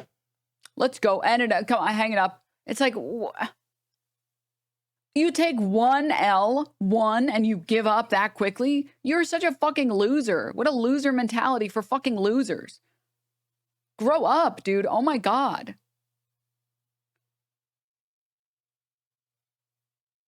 Soy ass mentality. I know. It's just so insane to me. It's so insane to me how quickly people just give up.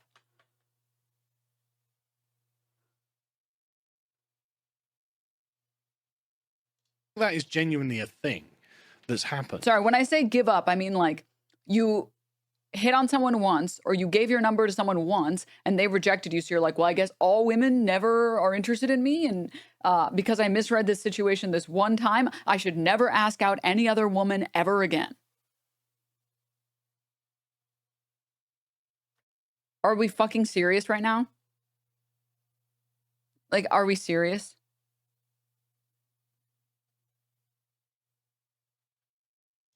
Although obviously can't quantify it in any way. But I also do think it's the feminism. I do think that, like, a lot. Sargon, you think everything bad is because of feminism. You are not capable of engaging with anything on a deeper level other than saying this is because of feminism. This has been your shtick for the past 10 years. A lot of men feel like they were essentially kind of beaten out of ever approaching women, and they're like, Jesus Christ. It's not even feminism. It's no. I don't think it's that complicated.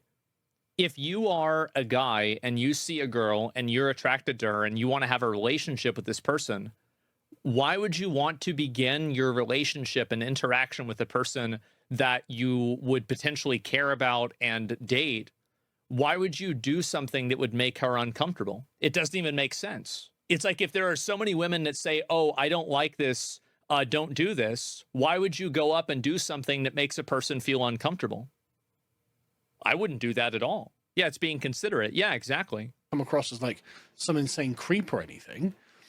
But Lisa Britton here makes a good point. There's a trend of women asking, well, what's wrong with men? Maybe they're asking the wrong question. And someone replies, well, they should hang out in the forest. I'm sure the bears would approach them. Well, touche. But this is... That's not touche.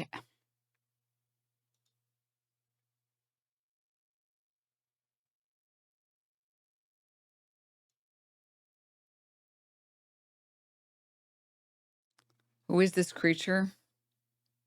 It's the this is the Tim Pool clip. Well, it can't be me.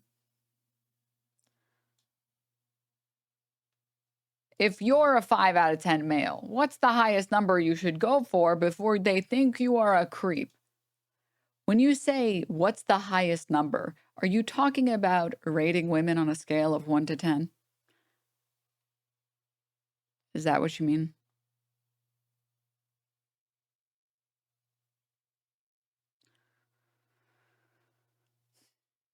Okay, so I'm going to tell you something crazy. Okay, first of all, everybody can be a 7. Everybody, I promise. You consider yourself a 5 out of 10. Question. Just like a quick question here. I got 2 questions for you.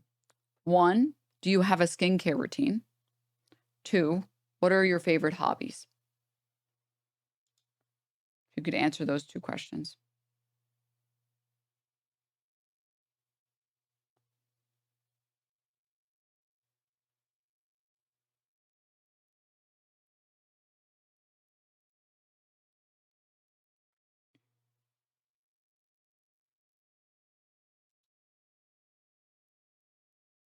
That's not, none of these answered my question. None of these answered my question. I didn't ask about your height, your weight, or if you shower. I asked if you have a skincare routine, and I asked what your favorite hobbies were.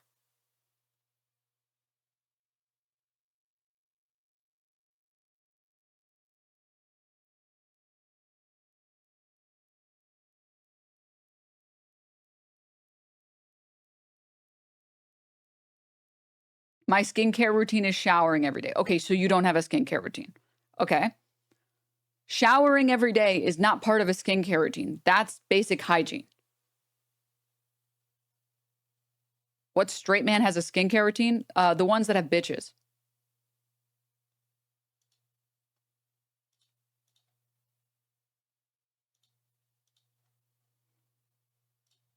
Okay, so I don't know what a skincare routine is. My hobby is work. Okay, so these are the 2 big red flags right here that you have.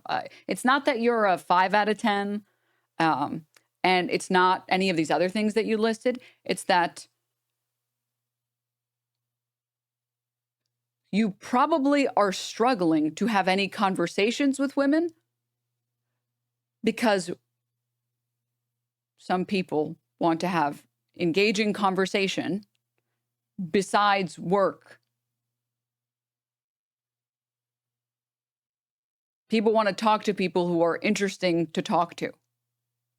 And every interesting person, every single person that has ever attracted my interest had hobbies that I thought were really cool, or had like a lot of things that they could talk about in depth that were really interesting. Like, oh, you know, I was reading this book recently about like, I actually wanted to read this book as well because somebody else had recommended it to me. It's like Salt, Fat, and Something Else is like the book title.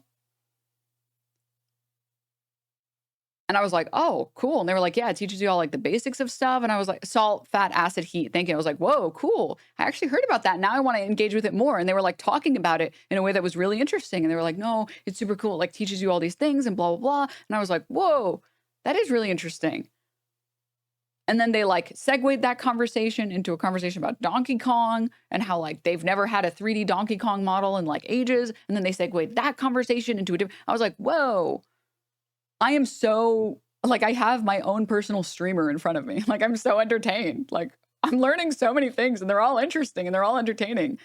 Like, this is so much fun. This conversation, I am having so much fun in this conversation.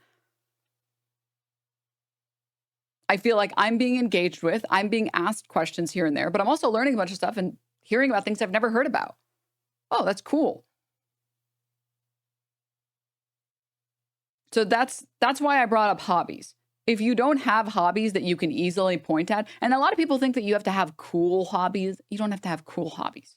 You can take care of plants as a hobby. Okay? You can like bugs as a hobby. Like, you don't have to have a Chad hobby. You don't have to fucking, don't listen to people who say that shit. That's the dumbest shit I've ever heard in my fucking life. All right? You just have to have things that you're passionate about that make people interested to talk to you. And two, the reason I brought up a skincare routine, when I say a skincare routine, I mean, you have a cleanser you like, you have maybe some serum that you use, and then you have a moisturizer.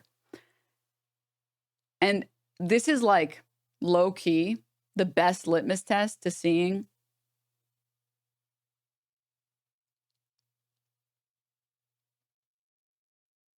whether or not I can jive with someone, whether or not they have a skincare routine. Because it shows that you care about the little things. That you don't just do like the most basic, like I brush my teeth and I shower, but you're interested and you care about like the little things.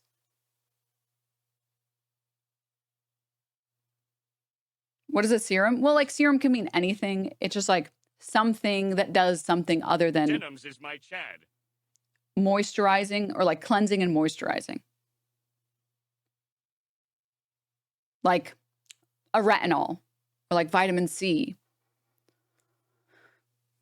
It's a tiny magic potion that does something other than wash your face and then moisturize your face.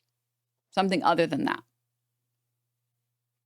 I'm too poor for these potions. Honestly, you would be surprised. My like moisturizer is like $8 for a giant tub and it works great. It's not. Skincare is only expensive if you buy like Clinique. I buy a face wash and it's like $30 and it lasts me like 6 months or more. So that's like, what is that? What is $30 over the course of 6 months? $5 a month? I have $5 a month. And then I buy like, I'm not joking, it's like an $8 tub of moisturizer from Pond's, which also lasts me like a year. What is that? Like $1? An extra $1. And then the most expensive thing I buy is like the tretinoin microsphere, because tretinoin is a godsend. And that one is a little expensive, but it lasts a very long time and it works better than anything else will ever work. And I think I pay, it's like, but I also don't, I get like the good shit, the best tretinoin, which is like the most effective at making your skin look good. And I think those, it's a really tiny bottle, but you use like smaller than a pea, like half the size of a pea. And that's like $80 and it lasts like a year. So like, what is that? $6 a month. So I pay like I pay like $11 a month to never break out. Is $11 a month expensive? Am I out of touch for thinking that $11 a month is not expensive? Am I the one that's out of touch?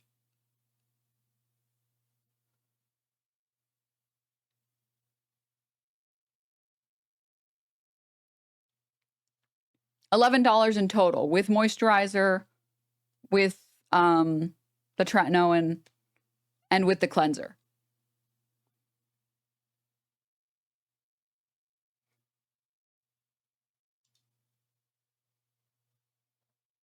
For the price of like a cup of coffee a day, you can have great skin too. I mean, yeah. What were the products? Okay, I'm currently in limbo when it comes to cleansers, and the only advice I will give you, chat, is that find a cleanser you like that has as few ingredients as possible, ideally salicylic acid. I used to use the Roche Pussy one, but they discontinued it. They fucking discontinued it, and they offer some other stupid one that doesn't work well. It sucks ass.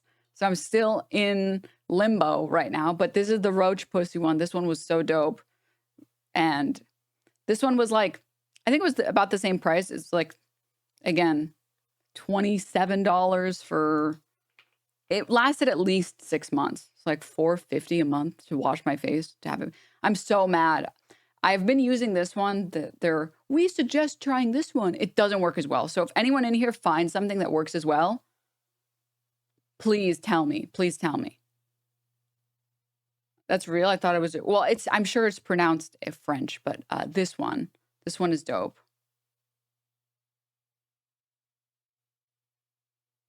This one was dope, but you know, the thing with I know a lot of people like CeraVe. I know a lot of people like Cetaphil. Just find one that your skin likes. And also some people like ones that are more stripping. Other people don't like it as stripping. I like a face wash that's really stripping. That like, I feel like all the oil is gone. Girl, do you not SPF? Oh, I do have sorry. I always forget that people don't use sunscreen. Use sunscreen. Any sunscreen. Just use the sunscreen. Trust me, just use sunscreen. It doesn't matter what sunscreen you use, as long as it's full coverage sunscreen, full spectrum sunscreen, just use a sunscreen. It literally doesn't matter what sunscreen you use. Just use a sunscreen.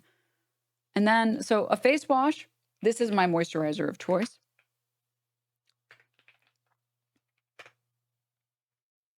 I'm not joking when I say I'm pretty sure I think it might even be cheaper if you get it at Walmart. But I get this one. Let me see if I can find it on the official website. Doesn't say the price on the website for some reason. I don't know why.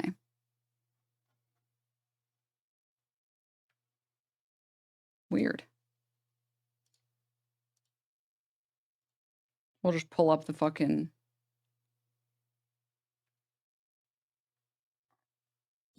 This one. Here we go. This is my moisturizer. This is the moisturizer I like. It says it's $8 at Walmart. And it's 14 ounces. Like, it's big. It's big. It's massive. It's dope. I love it. It lasts a year. And I use this stuff, like, everywhere.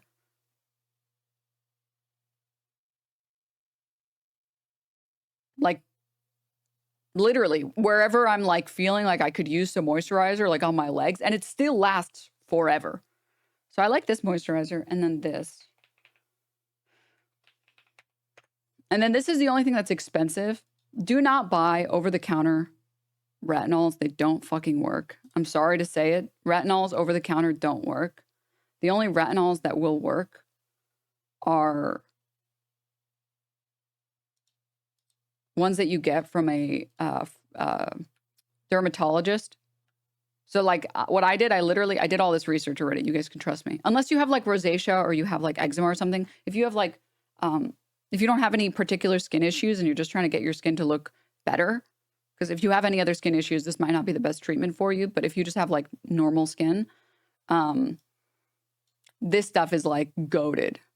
This stuff is the shit.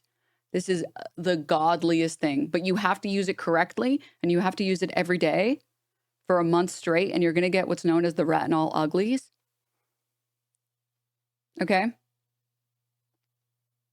Which means you're going to break out a little bit in the first month. You just power through. It's going to burn. You're going to just power through, deal with it. What about retinols from The Ordinary? It's not. Retinols over the counter are nonsense. They've done like a lot of meta research on this, and like they literally go to Sephora and they pick up every retinol as well as the ordinary ones. And half the time, the retinol that they say is in there isn't even fucking in there. And the percentages that they say are in there are not correct. So it'd be like 3%, and it's like 0.1%.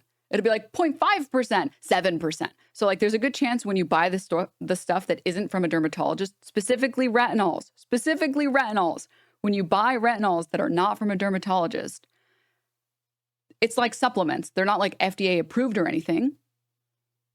So you can't confirm whether or not they do the right thing. I take the minimalist retinol 5%. Are you saying it's bullshit?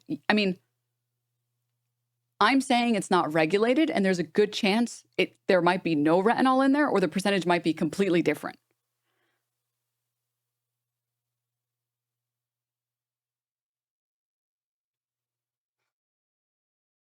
So, yeah. That's what I will say. Hey, can you test if a company has been tested? How can you check if a company has it tested, approved, and accurate? I haven't been able to find a way. The only way to do it is just to go to a dermatologist, because with a dermatologist, you're getting an actual prescription that has to be accurate. Like legally, it has to be accurate. It has to be what it says it is. Where do you buy it? Just go to a dermatologist, be like, I want this product. This one. Specifically, the microsphere one is like the best of the best.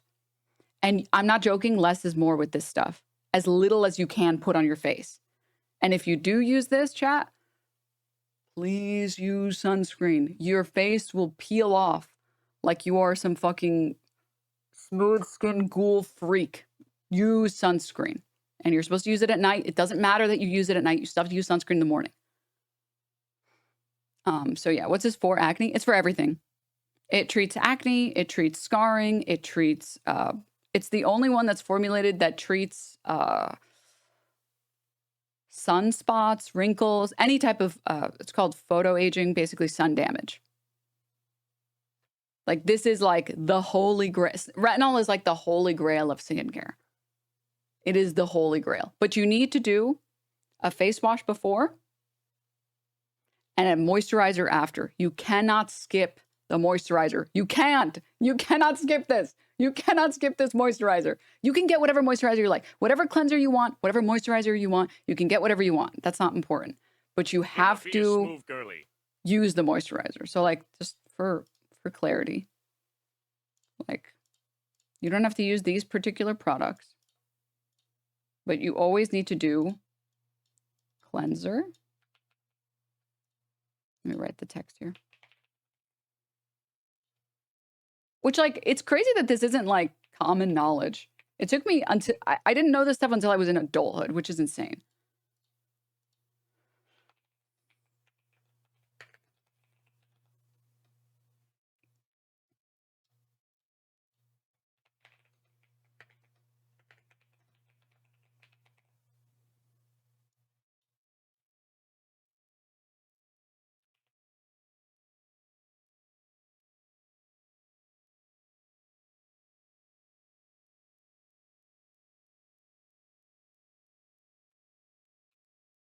Huh? What happened to the...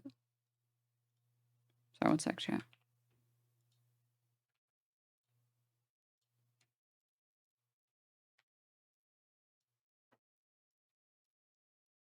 Here we go. I have sun damage on my cheeks from working outside. I've been trying to fix it for years. I'm glad to see that this trend, no one can fix that. Yeah. I mean, it's goated. I will tell you, like, you know when they tell you, like, don't worry, you'll grow out of the acne. You're just getting teen acne. Once you're an adult, it'll stop happening. They fucking lied, okay? They lied. They fucking lied to me. Sometimes you just keep getting acne and other people just fucking don't, all right? And it's fucked up. And literally, until I started using this, my face was just covered in acne scars. Just like covered in acne scars. I like this moisturizer. Dominant alpha posture. That's not what I meant to copy.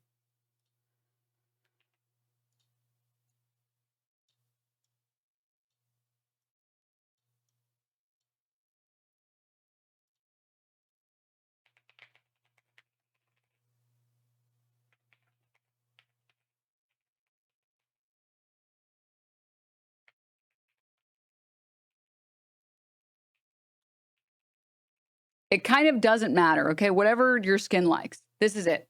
This is like screenshot this, clip this, save this. I don't use toner anymore. I don't find that it does anything on my skin. But this is what I will suggest.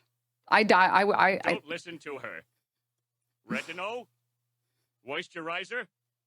You are a monkey. Just smear your skin with mud and animal fat, and you will be fighty and grug. Real. So yeah. Cleanser is just a fancy word for your face wash. It's just soap for your face. That's it. It's just a fancy word for face wash. Just cleansers tend to have certain things that are really good for suppressing acne, like salicylic acid. Just find something that, like, what's a stripping cleanser you like? It doesn't exist anymore. They discontinued it. It used to be this one, but it doesn't exist anymore. So I'm still on the hunt for a new one.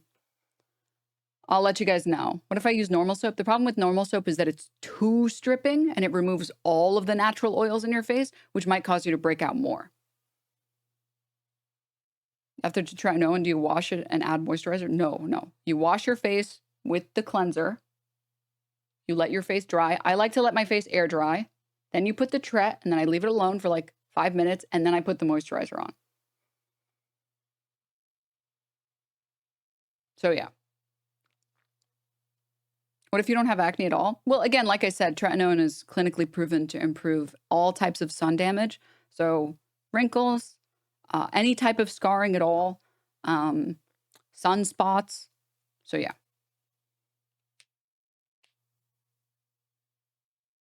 Do I get this ad if I sub? Sorry. I don't make any money off this, okay? I don't make any money off this.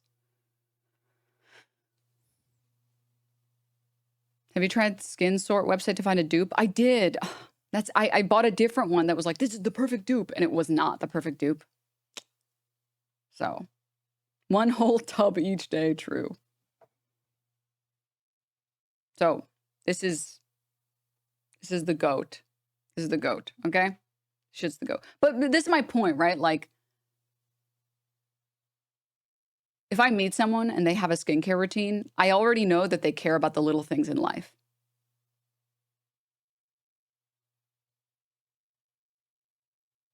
Right?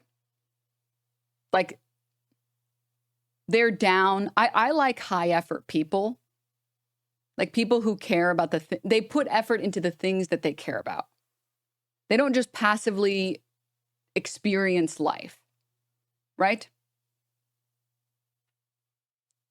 And I like that. I like seeing someone that has like a love for living.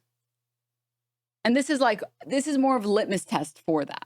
It's like, are you willing to put in like 5 minutes of work a day to have a better experience living? This is dope. That's dope. I love that for you. It's like showering, showing that you care about yourself. Yeah. If you don't have acne, should you still use tretinoin? I mean, like I said, retinol is still really good for other things like sun damage. So like anytime you go out in the sun, you are getting wrinkles. Anytime you go out in the sun, you're getting like sunspots. Tretinoin undoes that. It just like undoes any type of sun damage. It's an anti-aging basically. Like you don't have to do anything, but this shit's dope. Anywho. Sorry to get sidetracked on this conversation. I just really wanted to have the conversation. Also, you know that if they care about the little things in life, that you care in life, you think maybe, what?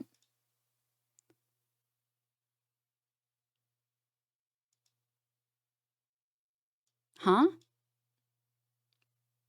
But that's stupid. Everybody, if you ask them right now, would they rather have better skin? Every single person would say yes. There are people who you'll ask and they'll be like, well, I don't care either way. But if I could snap my fingers right now and ask you, would you rather have better skin or the skin you have right now? 0 people will say, no, I'd rather have shittier skin. Don't snap your fingers like a magic genie and give me that. Right? Everyone would want to have better skin. If all I have to do is this. So it's not like a me thing. It's like this, everybody thinks this. Everyone would say yes, right? It's about whether or not you're willing to put in 5 minutes of work in something that you want. This wouldn't make any sense if I was like, oh, do you like painting? You don't like painting. Well, I don't like you because you're not willing to put 5 minutes into wanting to learn how to paint. That would be a me thing. But this is not a me thing. This is like everybody would want this. I want to delay twink death. Yeah.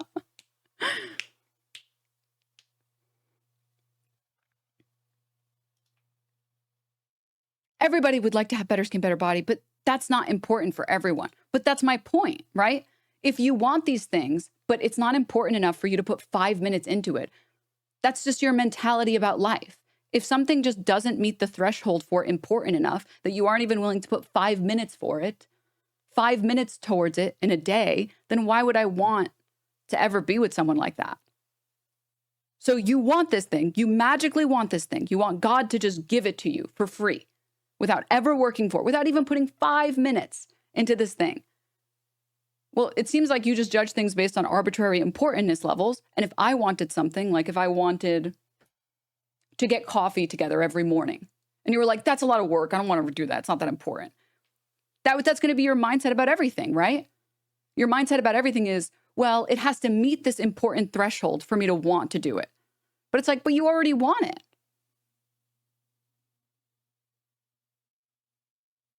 You already want it and you're not even willing to try. Like, that's just your mentality about that.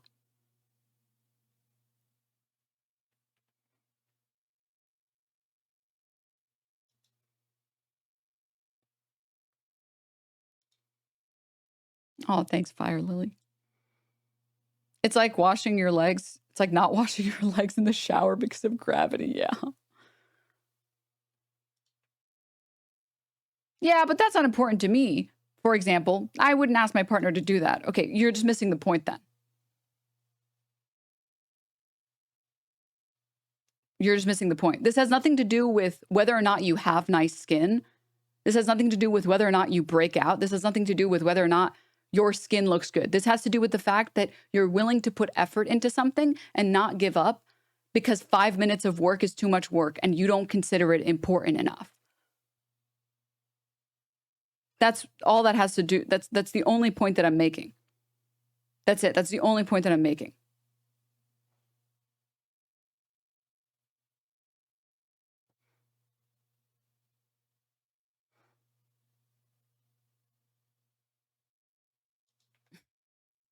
Yeah, but for you, it seems like a real deal breaker. It's not for me. That's my point. Okay, this makes no sense because I've dated people who didn't have skincare routines.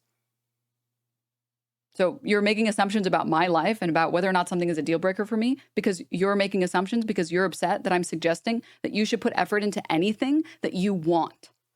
That if you want something out of life, you should put effort into it. Especially when it's just 5 minutes of labor.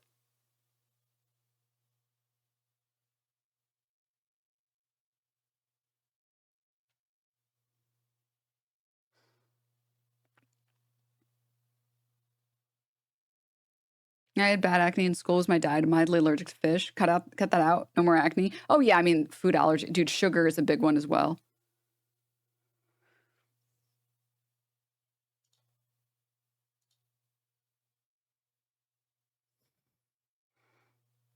Dude, stop. I don't want to see videos on people that don't wash their legs. What? You're missing my point too. No, you don't understand my point. So you're arguing with a position that I don't have. I think the chatter's point is everyone will consider different things important, which is obvious, and you already made that point earlier. Also find hobbies in common. Yeah, it's like Yeah, no shit. Different people think different things are important. That's like telling me that water's wet. That's not a useful argument. That's like everybody already knows different people find different things important. I'm saying this is something that universally everyone would want if they could have it without any work. And if it's something that you want, just like everybody else wants, why don't you want to put effort into it? Because it's not important enough, which is indicative of how you feel about certain things, right? Now, this isn't going to be true of everybody. I'm talking about just the people who say that this isn't important enough, right? So there are people that don't have a skincare routine because they've just never thought about doing it before, because they don't know that having a skincare routine will make your skin better. Or they've tried and they feel like they couldn't get one that actually did anything, so they gave up, which I've been there many times, but I just don't know how to quit. I just keep trying and trying and trying.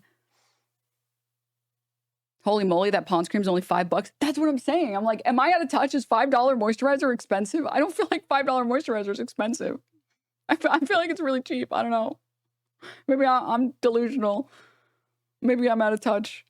I'm the quitter because I couldn't figure it out. Well, as long as you never quit forever, dude. What was I trying to say? Oh, yeah. I think there are a lot of people who, and then people who have like already so much shit on their plate that they have to deal with, that like they're so mentally exhausted that they don't have the time to sit there and fucking do research. Right? Like, if you have to fucking show up at your grueling job and then you come home and you're fucking beat and all you have energy to do is like shower, eat food, and then go to sleep.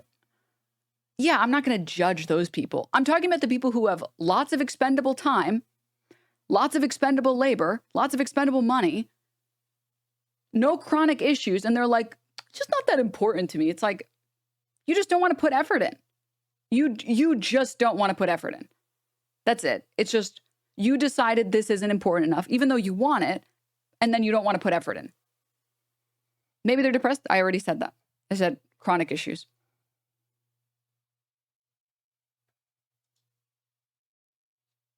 You should try for everything, even the things that aren't that important. I try for lots of things that aren't that important. But it's more about becoming the person you want to be, you know?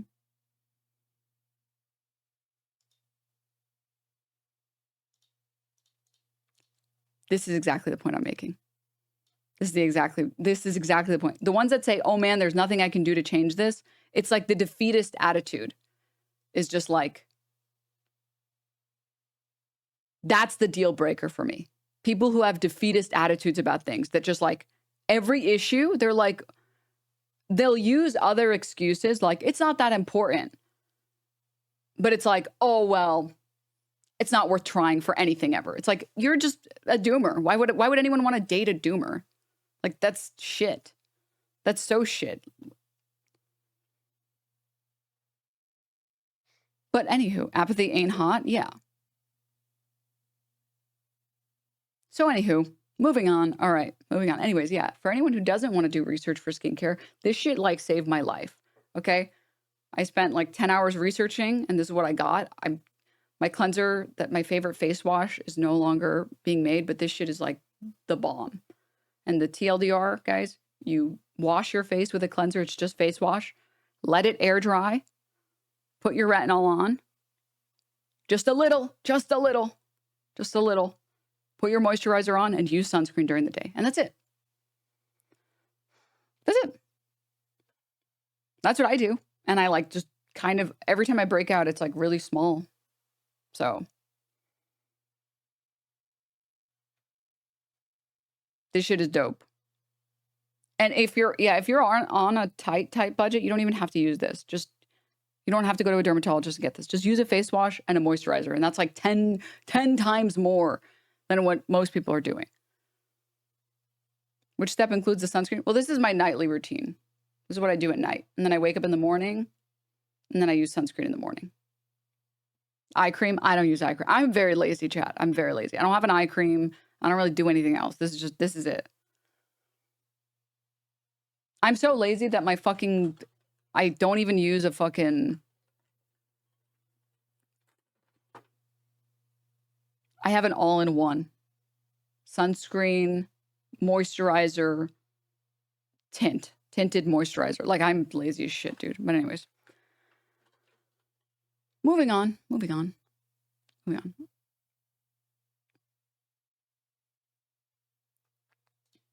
All right.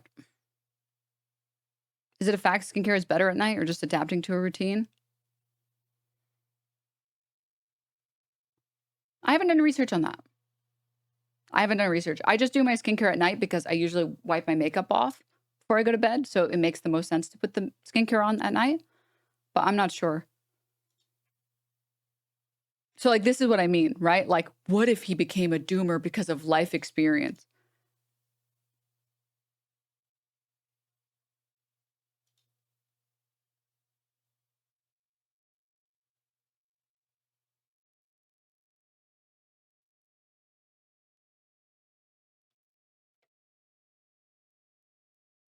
Grow up, move on.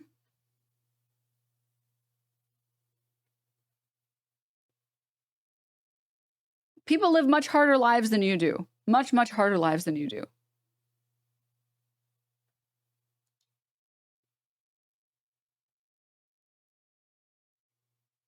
It's like, also, man, there are so many people that have such difficult experiences in, like, the dating sphere. To, like, especially, this is what I mean when I talk about privilege as well. Like, able-bodied privilege is so real. Because when you've talked to people who are not able-bodied who have tried to date, they will tell you that, like, dating apps they're not, like, even an option. They're just not. Especially women who are on dating apps and are disabled or just, like, not able-bodied. Like, half the time, people that match with you, from the friends that I've spoken to, have, like, that weird fucking controlling fetish around disabled people. It's like, dude, do you know how lucky you are to be able-bodied? To have control over so much of your life? Like, be fucking grateful, dude. Oh my God. Like, be fucking grateful. Like, how about you look at all the things that you have going for you that can help you? That make your life 10 times easier. And then work on what you got. Do you believe looksism is real? No, I don't think that that's real. I think that that's fucking nonsense. I think people pick people that are more attractive to them, but I don't think that that's it.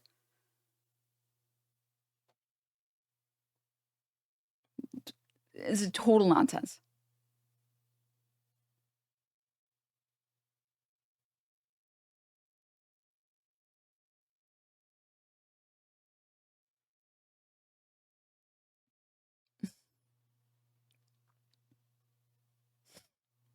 It's not. This is studied stuff. What, that people choose to be with people they find attractive?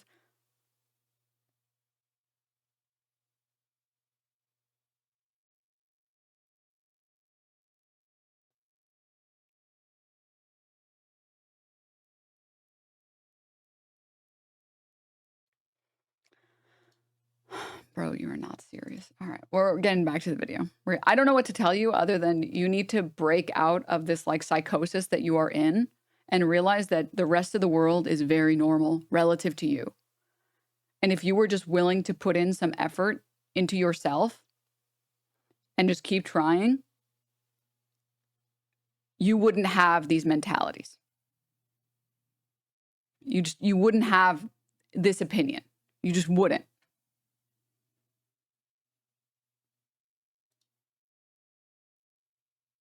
All right. Also, even if you believe lookism is real, then go find someone who's a 5 out of 10 in your books that would match your 5 out of 10. If you think that, like, that's it, you have to give up, okay, go find someone that's a 5 out of 10. Oh wait, you don't want someone that's a 5 out of 10.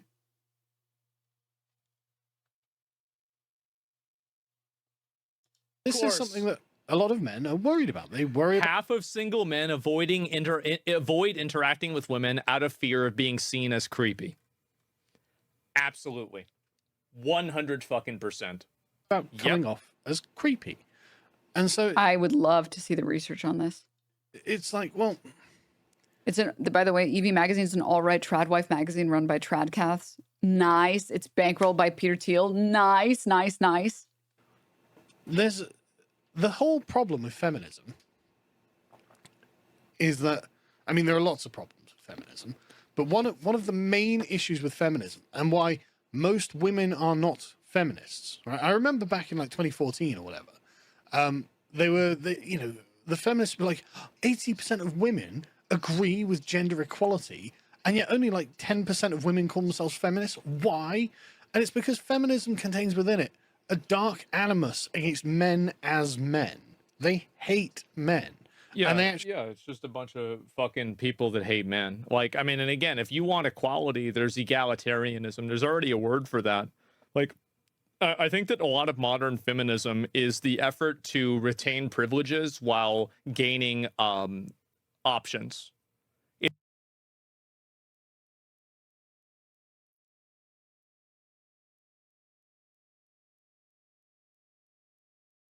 It's women want to retain the privilege of having men do certain things for them, but they want to also have the option of being able to be paid the same amount of money or being able to vote or anything else, which I agree with.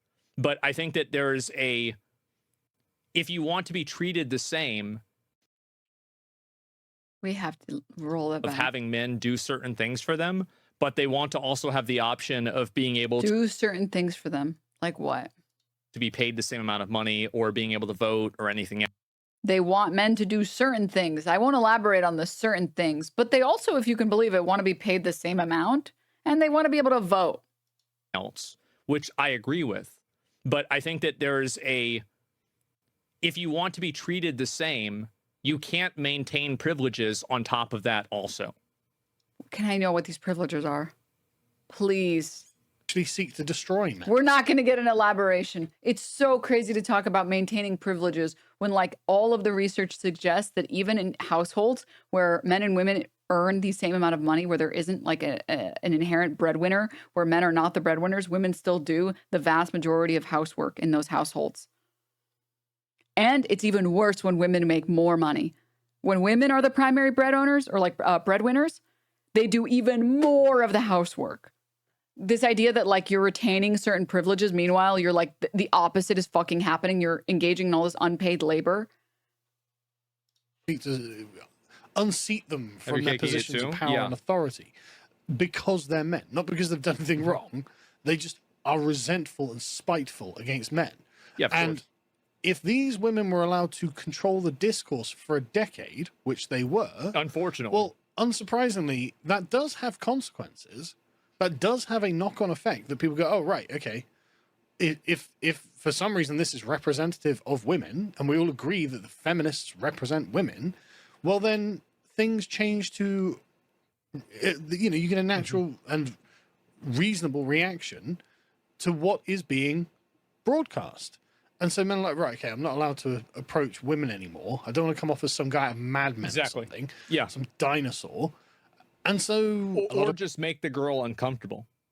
Why would you want to make somebody that you could potentially be in a relationship with uncomfortable?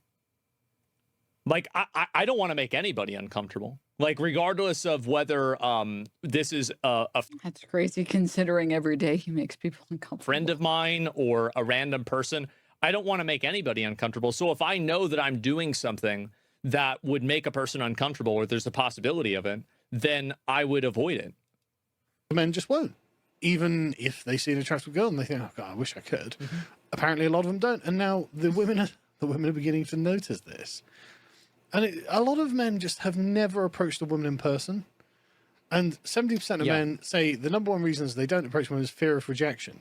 So this is another thing, like, and this is something that when I was young, women actually how to say it. There was less need for performative cruelty, right? Because when I was young, there was no social media. Yeah, you weren't going to record this, put it up. You weren't going to share it online and get loads of upvotes, likes or whatever. There was no, a girl would tell like 3 or 4 of her friends, a close circle of friends. Yeah, sure. And they'd titter and whatever when you walk by. But there was nothing really in being performatively sort of belligerent when rejecting someone. And so, honestly, and I know I'm going to sound like old man here, but when I was younger, I mean, there were plenty of girls that I thought liked me, that I asked out, and that didn't like me, and they were quite, quite kind when they said, "Oh no, no, thank you." Right? You know, I appreciate the offer, but no, thank you. And that's rough, but it's not devastating. And you know, within the next day, you just get over it and you carry on with your life. It's just the way. Jerk off, lay down for an hour. It's like it never happened. Things go. Sometimes you roll the dice with someone that you either know or work with or whatever, and simple. Sometimes you don't get what you want. A lot of people in his chat saying true, but I know for a fact that none of them have ever done that. See, because that would require you to first actually go out of your way to ask someone out. But I think that now there's a kind of hard edge to it, and I genuinely worst JOI I've ever listened to. think it comes from feminism. I genuinely think it comes from a culture of thinking that men are basically oppressive. And well, I think these are two different groups of people. I think the problem with your logic is that women don't think with logic or reasoning or even accountability.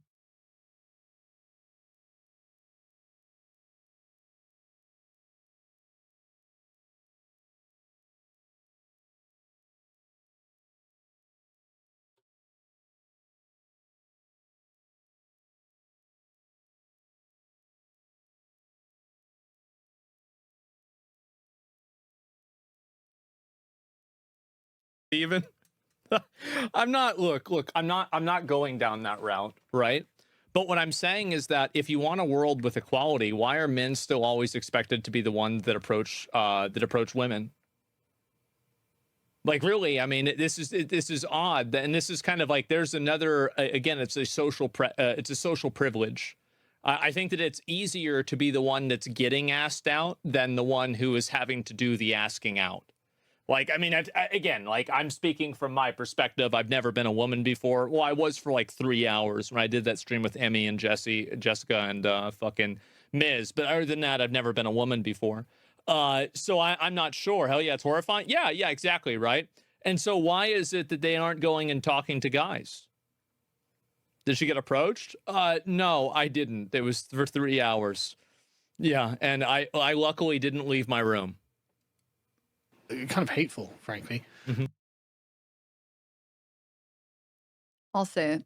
Women approach men.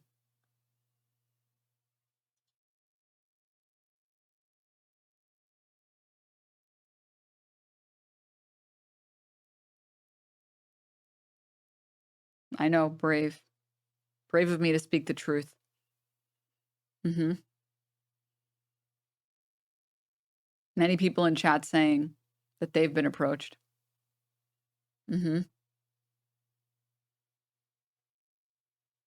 I'm really like, I don't know how else to say this. I'm not joking when I say the best thing you can do is conversation max. Forget looks maxing, forget mewing, forget all that fucking horseshit garbage you see on 4chan, okay? You need to be conversation maxing. You need to be jester pilled. If it is fun to talk to you, if it is enjoyable to talk to you, you will have women that ask you out. I'm not joking. I'm very serious. I'm completely serious.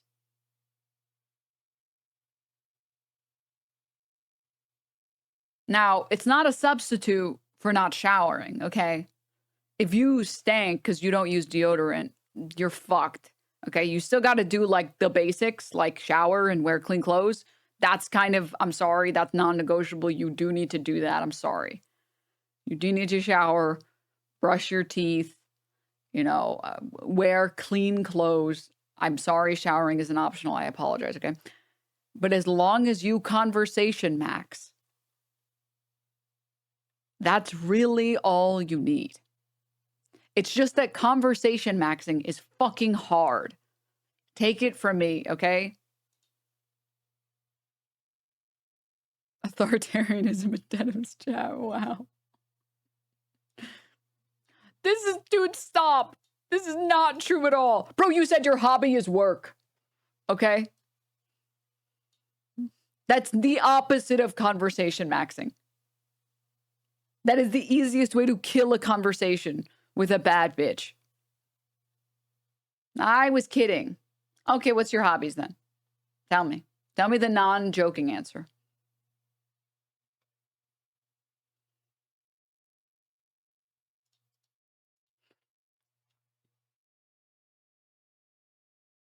Also, just be friends with women without any expectations. Hack for getting good at talking to women. I mean, like, you know the meme about like, well, when you stop wanting it and you stop being so thirsty, you'll get bitches. It's only true because you start approaching women as people and you start trying to be their friend instead of trying to fuck them all the time, every single woman all the time.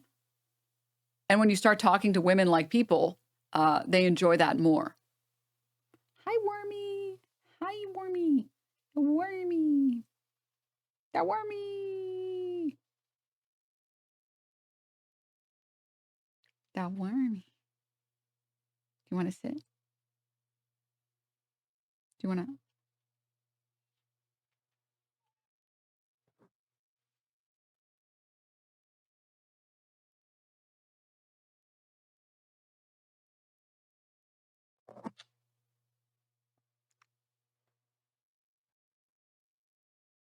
Wormy.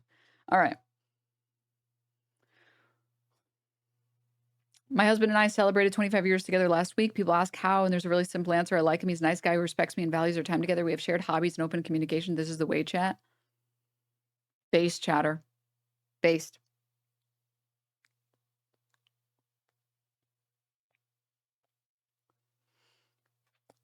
Finally, yes, this black pill dudes are so self-centered. It's all about sexual satisfaction, not even a relationship that comes with sharing experiences with a person.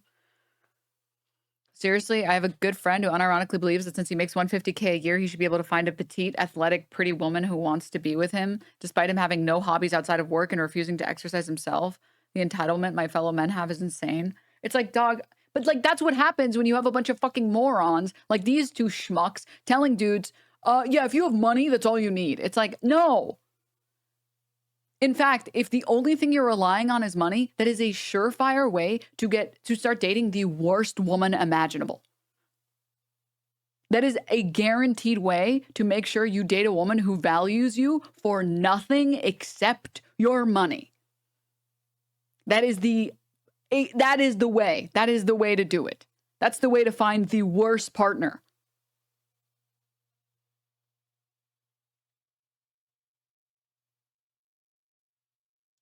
You'd be the brokest dude saying this too. No. Well, it's because it's cope. It's like, well, it's not that I can't get anyone, and it's not because, you know, like I refuse to work on my ability to have a conversation. It must be because I don't have enough money, and that's why. And if I had money, they would date all these women would be so interested in me.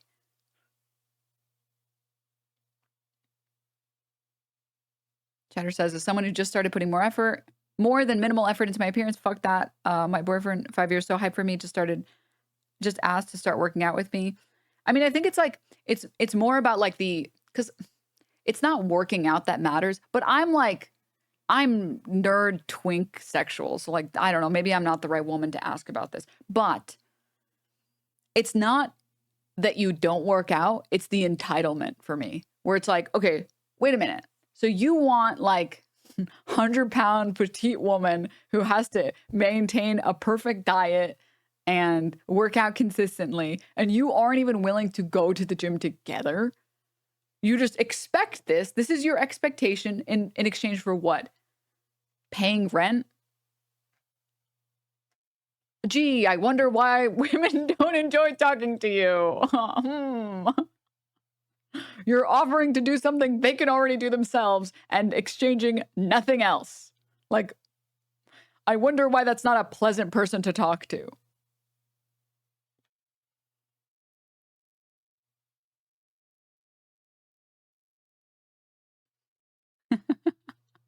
Hobbies change all the time. Again, hobbies are good to meet people. Like, okay, list me one hobby. Since when you said work was your hobby, you were joking. List me one hobby that you have now, since they change all the time right now. Right now. Just tell me one right now. And it's a culture that genuinely stigmatized men. Yeah. And I can definitely see that as a younger man now, I would definitely say it's scarier as a younger man now to approach a woman. I could see why. I mean, I think this is more of an American thing. I'm going to say it, okay? The only reason why dating now is harder than it's ever been is because everything's fucking expensive. People make less money than they ever have, and cities have become irreparably damaged, and they are not walkable. That is the only reason that it is more difficult now than it has ever been. And anyone who tells you otherwise is a fucking moron, okay? I will die on this hill, and no one will convince me otherwise. It's not that women are harder to talk to. It's not that women are more demanding. It's not feminism. It's not any of that stupid nonsense. It's not women's fault. Okay? Literally, fuck off. Oh my God. Okay? It's that people make less money. Everything else is more expensive. And there are no third places or walkable cities. That's it. That's the problem. I don't give a fuck. That's my 2 cents. I don't care. I don't care if people disagree. Sorry. I will not be convinced off this fucking position. Like, I'm sorry, dude. Like, I find myself, I have found myself recently when I go out to eat with friends, I'm like, dude, what is the cheapest thing on this menu? Like, we're not even going to like a nice place. It's like some random fucking hole in the wall. And it's like, why is this $40? Why is this $37?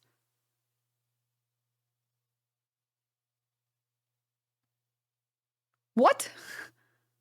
And I get it. I live in LA. But like, Jesus.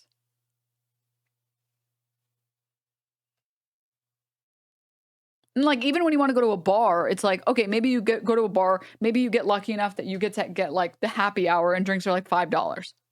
Dope. You're going to get hungry eventually and you're going to be a little buzzed. So you're going to order food. You're going to order an appetizer. And it's like the worst appetizer you've ever had in your fucking life. And it's also like $27 for like fries. It's like, wow. I get the feeling that over in Britain, it's probably still not that bad. Although I have to say, I don't know. I'm just judging. Dude, I went to a bar/club with a friend the other month. And oh my God, dude. Oh my God. Drinks were $20. Luckily, I brought a flask in. So I ordered one drink and I was just flasking it up the whole time. And no one was the wiser. So I got basically 5 drinks worth for $20. But don't tell them. Shh. I always sneak booze in. I mean, it's the right choice. The strategy chat, let me tell you all. You know what the strategy is? You can also just ask for water. That's true. If you're going real cheap, you can just, here's the strat. So you don't get stopped with the flask. You keep the flask on you as small as you can, but you also bring a water bottle in. Because the bouncer will take the water bottle, but he won't take anything else. Because he's got to pretend to do his job. So he's like, oh, you can't bring the bottle in. And like, I'm pretty sure half the time the bouncers know that I have the flask and they just don't care because they're like, look, I'm doing my job. I took away your water bottle. So I'm just saying. All right.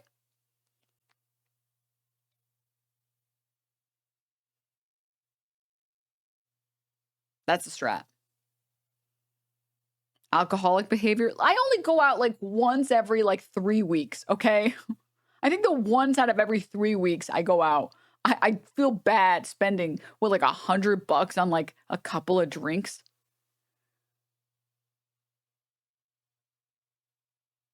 Listen, hear me out, Labubu flask. Wait. Hold.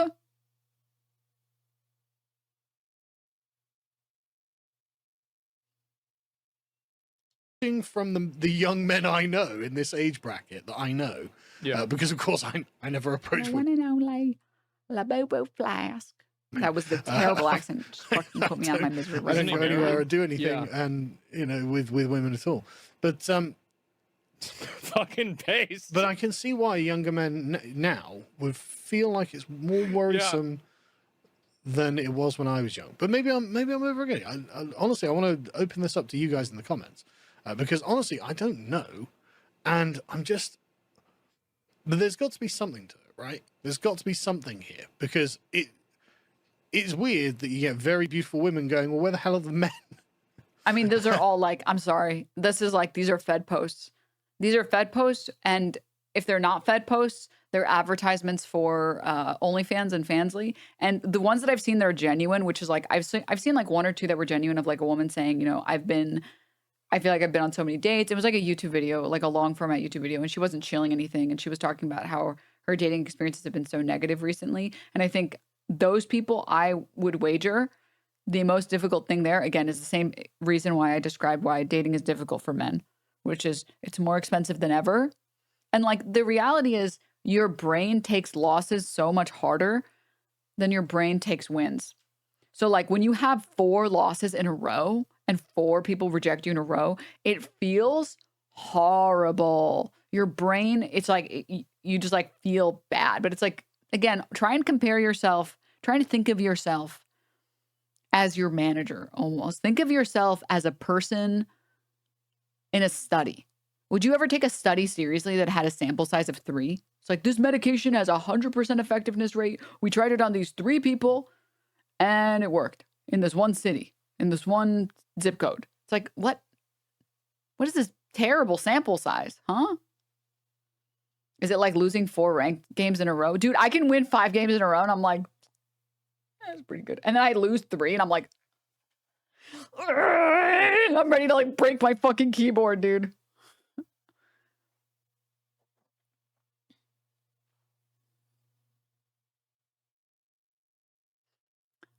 So anyhow, did the chatter come back with a hobby? Dude, good question.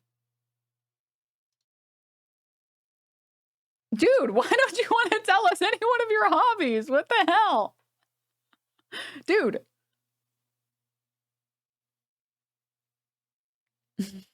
Dude, I play one game of Rivals and I want to get off. Well, kink shaming. I will kink shame.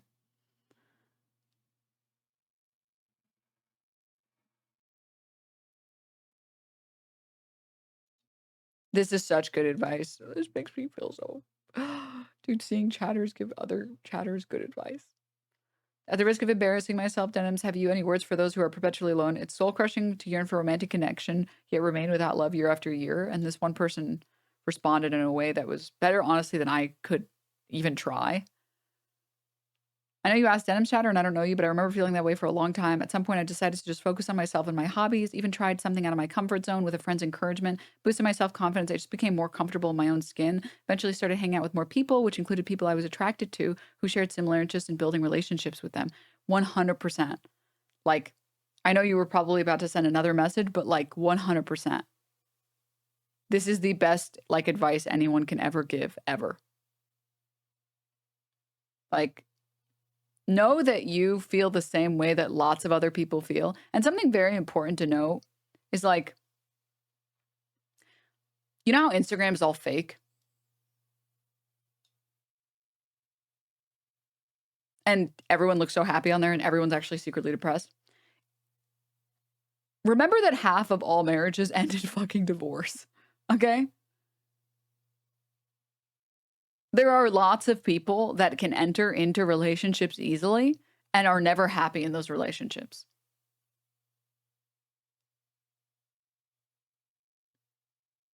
I'm not saying that this is like a grass is greener situation. And there are obviously lots of people that are in relationships and they're very happy in those relationships. But like,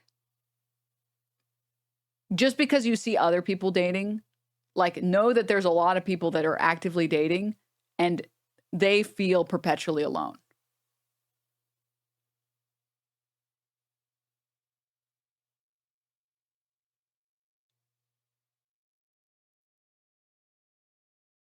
Like,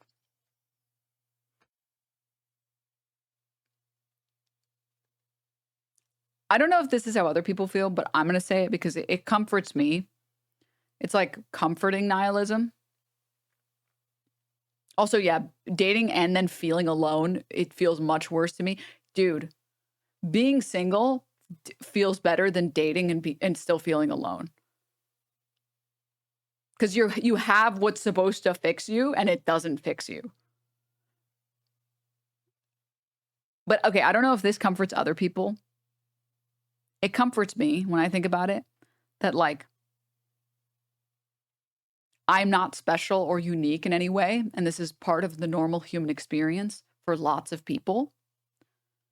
And when I remind myself that I'm not special, I feel a lot better about my miseries. If that makes sense. And so like basically you're not special, and if this fixes you, great. If it doesn't, you can just discard it. I just know that this works for me. So if this doesn't help you and you don't like this mentality and it makes it worse, just discard it. But know that like other people feel the same way you do and they power through. And it's not, you are not like uniquely alone. And lots of other people who felt like they were uniquely alone and that they would be alone for forever, shit changed for them. And that didn't happen. And it was not a forever thing. So like it might feel like shit right now, but know that it doesn't mean that it's forever. Like I'm not joking. I pinned this on my other account because I actually like this makes me feel. It's like literally started making me tear up a little bit. This stupid fucking dog shit meme format. What virtue is your pursuit? Hope. When your plans crumble and death awaits, what good is hope then? It is everything. The only loss is giving up. All else is a draw with life. And for those who have lost, those who are lost and without a path back, there is always a path back. If only you hope. Oh, there's always a path back. If only you hope. And sometimes that means you take a break and come back.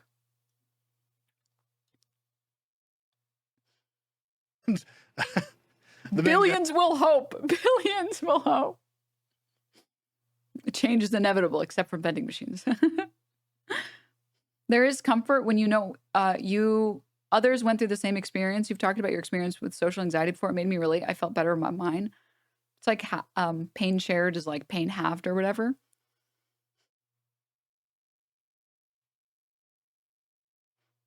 So like, yeah.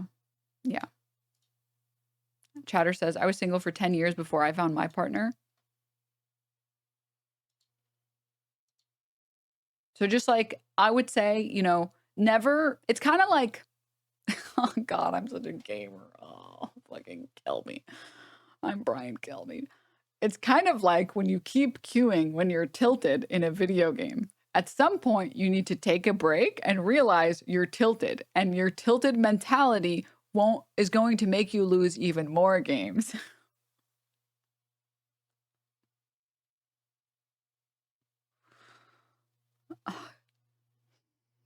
And sometimes it's helpful to take a break from that. Step away from it, let it cook, feel better about yourself, and then go back. Great analogy. I had to share it because it was a good analogy, which is like, if you feel like you keep striking out and you feel like you're struggling to like, find people you relate to or people that are interested in you that you're interested in, just take a break from it. You're not going to be able to play the game well when you're tilted, when you're carrying that baggage and that loss. Dating tilted is so funny but accurate. I mean, it's true. You can't date tilted. You need to put the baggage down. You need to check in your luggage and come back for it later, okay? Or maybe just leave it there.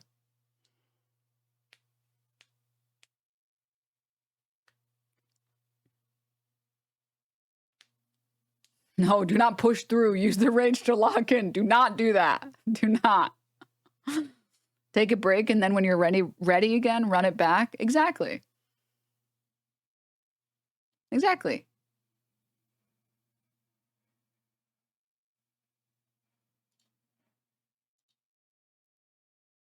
There is no path back. There's no hope. You're irrelevant Hassan Orbiter who will be in debt. If you think inclined to all people, your memory will fade, your influence will fade, you Denims will fade. Accept the truth. I hope so. I hope I will fade. And I hope I have no influence. I hope the only influence I have is making people feel good. I don't like permanence. I've never liked the idea of permanence. You are lost, chatter. But even for you, there is still a path back. Even for you. And true, it's true, denims do tend to fade. Yeah, jeans do have a tendency to fade. Even for you, there is still hope. Even for someone as lost as you are.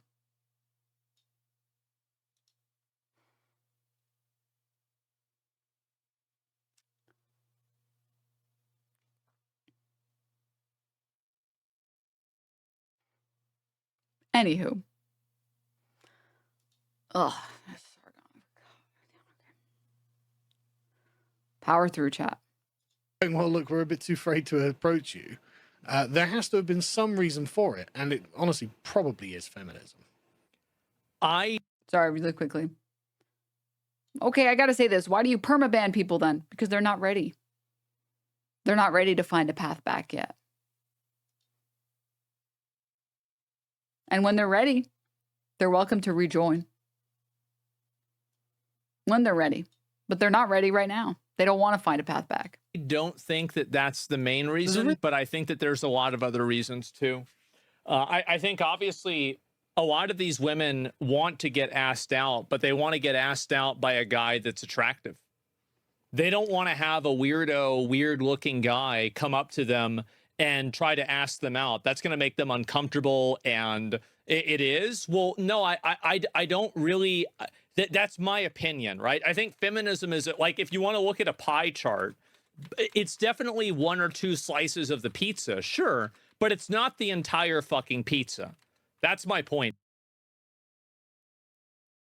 Actually, 5% of the reason why I can't get any bitches is like feminism. There's the video, and successful video started off strong. Yeah, you know, I pray for victimization. Yeah, and so this is one thing. I don't know why I'm not subscribed to Sargon's channel, but I agree with that for sure.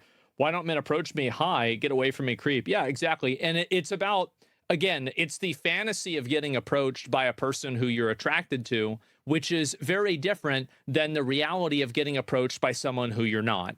And so if you're a guy, and a lot of guys have low self-esteem, or they don't think that they... He's right. Stay mad. I hope one day you realize that he's completely wrong. I hope one day you can find that out and understand that. Look a certain way that they are supposed to look. They have a low or negative self-image. So if you have these guys that think that they're an ugly, weird-looking guy, and oftentimes they're right, then yeah, they're not going to come up to a girl and talk to them at all, because they're going to think that, well, fuck, I'm just going to be, I'm going to be seen as a weirdo, right? You have to become more creepy. Yeah. What some guys don't get is that sometimes a woman says no and he persists anyway. Well, yeah. But there are women that like that, but I would not, hey, I would never, do not do that, bro. If a girl wants to play games with you, you are not a PlayStation. Get away from that as fast as you can. It will only get worse. Epic one-liner, bro. Yeah, epic one-liner. So, yeah.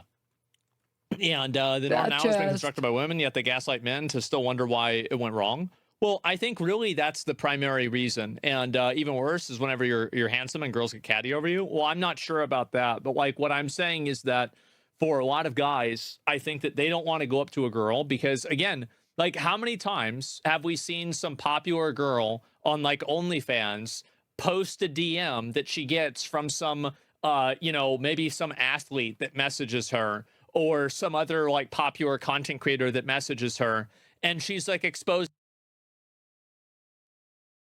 Can you address his actual argument, or can you only mock?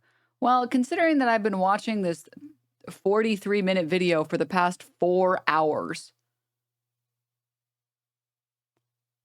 I would say that I've done quite a bit of addressing. his messages. Like I feel like I see this at least twice a month, right? And so if you're a guy and you see that, I don't want to, fuck that, bro. Like, absolutely not. I don't want to deal with that shit. That's awful. Yeah, and so I'm not about that at all the time. Yes, of course. Men have their own needs. Yeah, exactly. Female leader. Yeah. Internet's forever. Exactly. And so, I mean, the other week we saw 2 or 3 guy streamers have women call them rapists for basically no reason. Like, what? Well, I don't know about that. I have no idea. But in general, it's easy, bro. Passport. Raiders, Majority Report Raiders, welcome, welcome, welcome. Hi, everybody, welcome. We're watching the worst mold video, just like brain rotting mold. Really? Yes, really. I have been on this video, this 40-minute video for 4 hours, really. Yes, really. I understand you've only been here for a minute, but yes, really. I love how you also had to mock me in response. No, I didn't have to. I chose to do that because I thought it'd be funny, and it was funny. Okay. All right. And I know this is crazy, but you can chew gum and walk at the same time. I can mock idiots like you and also refute your points. Okay? I can be right and make fun of you at the same time. Crazy. Wonderful. But, yeah.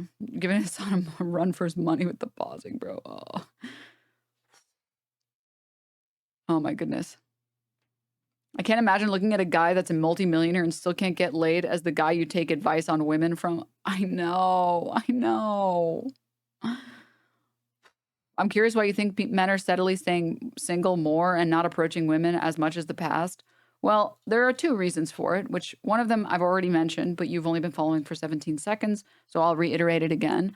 But I think people make less money, everything is more expensive, and there are no third places or walkable cities, so it's difficult to meet people. Everybody already knows dating apps are a shithole, but, sorry, there's a couple things. So 1, you should be meeting people in person, and 2, when you have walkable cities, when you have community, you're naturally constantly refining your social skills. It's kind of like getting homeschooled and never learning the social skills from interacting with other kids your age. Like, dude, I'm not going to lie. They bullied the shit out of me. Patty, Elizabeth, you guys really destroyed my mental, okay? But you also pointed out a lot of things about my personality that were really annoying. And I did get to improve and grow as a person because of you. Some of those insults were messed up. Some of those insults were definitely too far. And some of them were just pure body shaming. I'm going to be honest. Okay, some of those were just fucked up. But some of them were genuine, and I was kind of an annoying fuckhead. So I did kind of improve my ability to communicate with other people. So like you get a lot of social training by engaging with people socially. When you don't have walkable cities, when are you talking to people? You spend 40 minutes driving to work, 40 minutes driving back, so you didn't interact with anyone during that entire drive. When you're there, you sit in your fucking cubicle or at your factory job where you don't talk to anyone. And when you want groceries or food, you just DoorDash it. When the fuck are you practicing your social skills? Like that's like a muscle that you're just never training. It's like you never go to the gym and you're like, dude, why am I so weak? Why do I literally look like XQC, but I never hit the gym or have protein? This is crazy. It's like, I can tell you why. It's because you're never practicing this muscle. You're never training this muscle. And in the same sort of vein, if you never ever train that social muscle, it just deteriorates and gets worse and atrophies. So like when we don't have these third places, you don't get to practice them, let alone meet people. Between that and like everything being so expensive where you want to go out for dinner or you want to go out to a bar and you have to spend $50 anytime you want to go out, like while you make no money, is it any shock that people don't approach people more? You're just in less situations that you can approach people. Right? Where do you meet people? I mean, you can meet people at a variety of places, dude. You can meet people at bars. You can meet people at restaurants. You can meet people in coffee shops. You can meet people in like Home Depots, dude.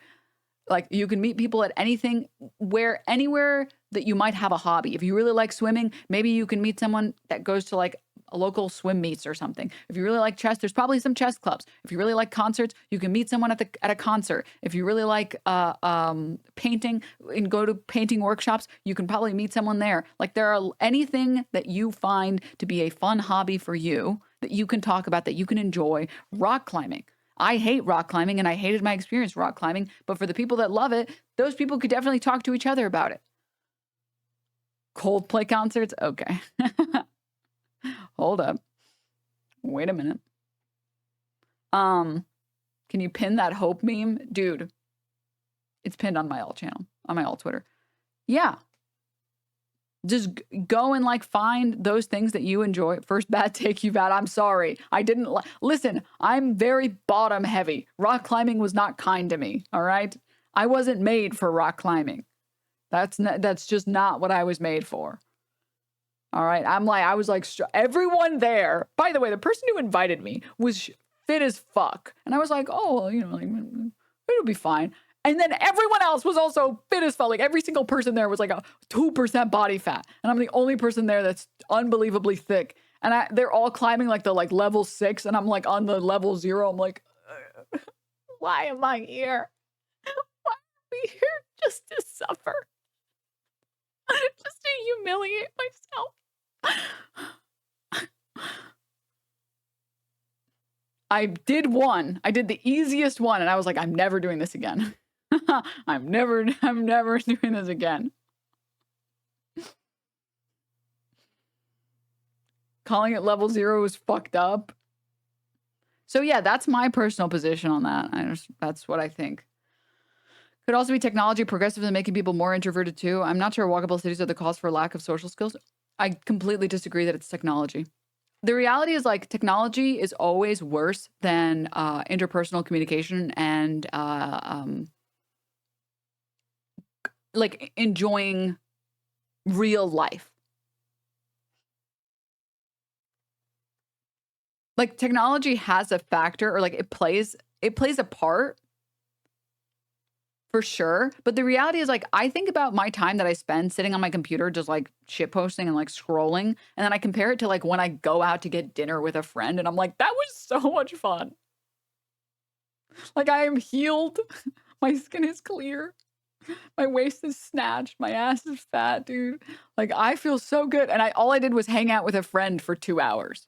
Like the reality is when you have those real life connections, those real life friends, those real life experiences, the internet pales in comparison. It will always have a special place in my heart. I will never give up on the internet. I like gaming too much is the problem. And I like my PC too much. So I'm kind of always going to be a computer degen. I love my computer. But even with my computer, I just can't sit on it all the time. And most people can't either. Most people will still always appreciate the real world and real life connections more.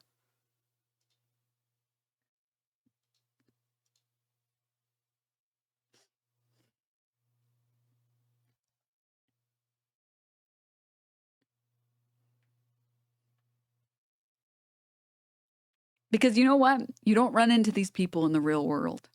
The type of chatter that comes in and says Ethan equals God, that type of chatter doesn't go outside.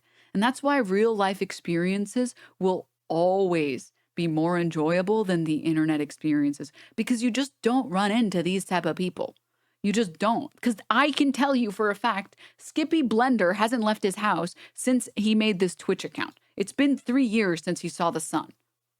He's like the character in Logan, the mutant that can sense other mutants. It's like afraid of the light, or no, like he burns in the light. That's him.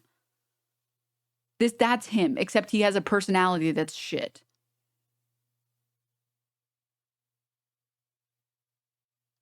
Caliban, except if his personality was horrible. Right?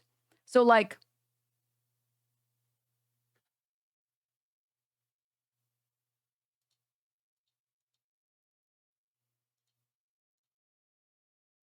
Denims really is on that X-Men kick. Dude, X-Men movies are so good.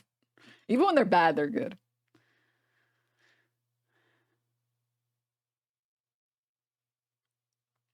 Okay.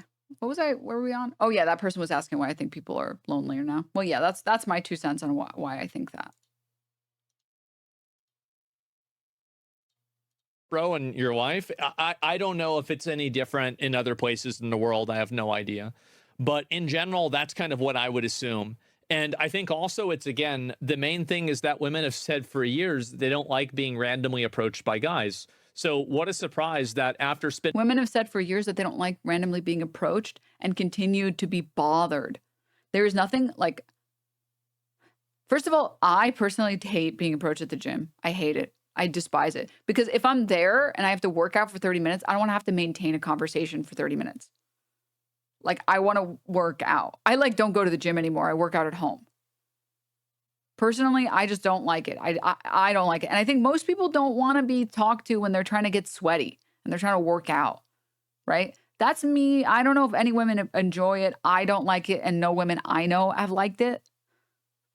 And the other thing is just when women say that they don't like being approached, it's when you continue to talk when you're getting one-word responses. Like, maybe no one has ever said this to the people that need to hear this. Maybe some people in here. If a woman has headphones on or earbuds in and she takes them out for 1 second and then she immediately puts them back in, and then she takes them out again because you talk to her again, and then she puts them back in, she doesn't want to talk to you right now.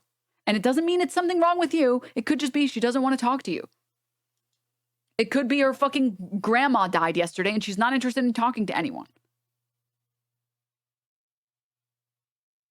Like, so there's two factors here, right? So one, when you want to improve your social skills, go somewhere that people go to be social. Like a bar. Maybe a cafe. Maybe not everybody that goes to cafes. Some people do appreciate being talked to. Some, just some. A concert.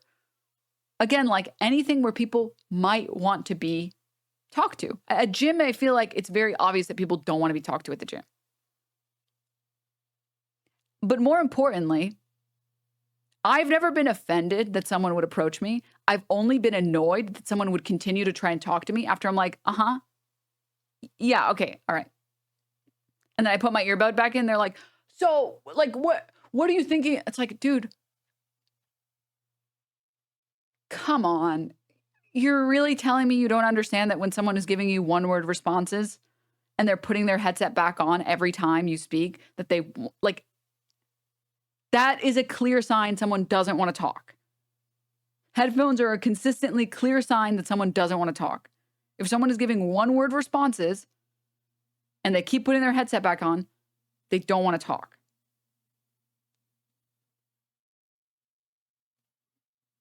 One chatter says, I'm not even against one-liners in a supermarket while I'm waiting in line. Dude, this is freak behavior, and I know 50% of chat will disagree with me. As I've gotten older, I've grown to appreciate conversations while waiting in lines.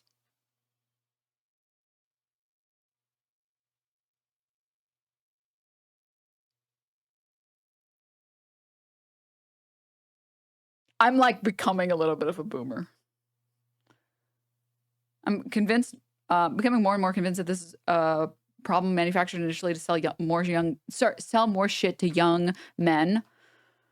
And what we're seeing now as a result of a nonstop feedback loop with an echo chamber. Yeah. I went to Evo this weekend and it was one of the best social experiences I've had in a while. Met lots of new people, bonded over fighting games, would recommend going to events and just chilling. And that's like the number one advice that I give all the time, right? Just like, be honest about your hobbies. I'm not saying, don't lie. For the love of God, do not lie about like who you are. Don't pretend like you don't like video games if you like video games. Don't pretend like you don't like reading if you like reading. Whatever you like, that's fine. It's okay to like what you like. It's about becoming a better conversationalist. So like lots of people want to hear about your interests, but lots of people don't want to be preached to about your interests. Like there's nothing that is a bigger turnoff than like talking to someone and they're like, oh yeah, so basically like in Street Fighter, there's like this. And you're like, oh, so is it kind of similar to like Mortal Kombat in that way? And they're like, no, it's nothing like that. They're very different. It's like,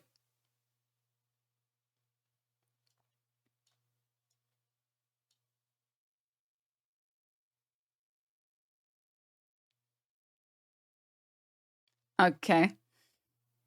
If someone is trying to engage with your hobby, let them engage.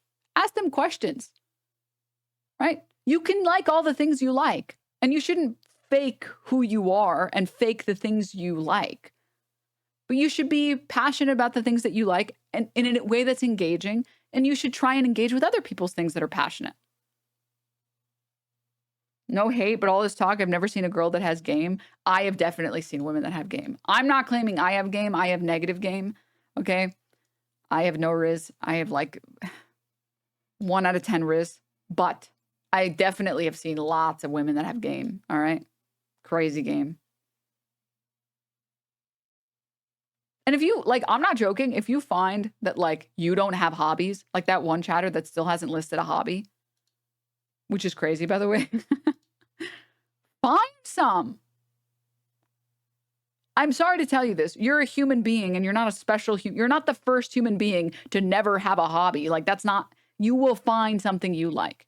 Try a lot of things. There's a chance you haven't tried enough things, so you don't have anything that you feel passionately about. Try a lot of things. Try fucking roller skating. I don't fucking know. Go ice skating. Even cavemen had hobbies. Try drawing. Try books. Like, Google some hobbies. Top 10 coolest hobbies. Try them. Eventually, you'll find something that you like. Eventually, you'll find something that's fun for you. Bro just sleeps, works, and eats. That's tough. That's tough. Skydiving is fun. You're crazy. But, like, I'm happy for you. That's a crazy hobby. But I'm happy for you. It's almost impossible to not be interested when someone talks passionately about something. Yeah. The only, like, and this is like the hard part. This is the hard part. Finding a way to make your hobby interesting to someone who doesn't have that hobby. That's it. That's the only skill that you need to learn. Just like finding a way to make it engaging to someone who doesn't know anything about it. That's the hard thing. I mean, low-key, politics is my hobby. Politics is my hyperfixation.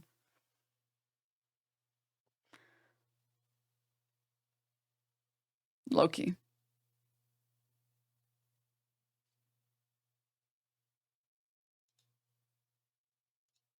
Dude, FR. I like repairing electronics. You don't know how many baddies there are that like to solder stuff, wild stuff.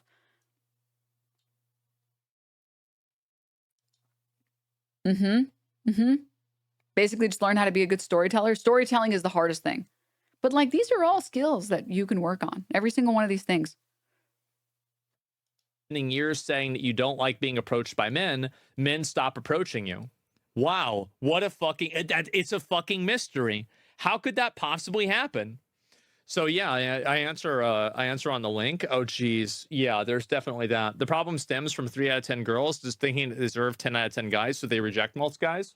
Well, I mean, I don't know. I feel like, again, like rating the appearance and everything like that, that's always like kind of subjective to an extent. But I mean, I think it's subjective and it's not, right? Obviously. But generally, that's how I feel about it. Feminism push men to the problem narrative, and now we see that are emboldened and women are just as bad. Not necessarily, right? I have 3 friends that already have or want to find an Asian girlfriend. Jesus Christ.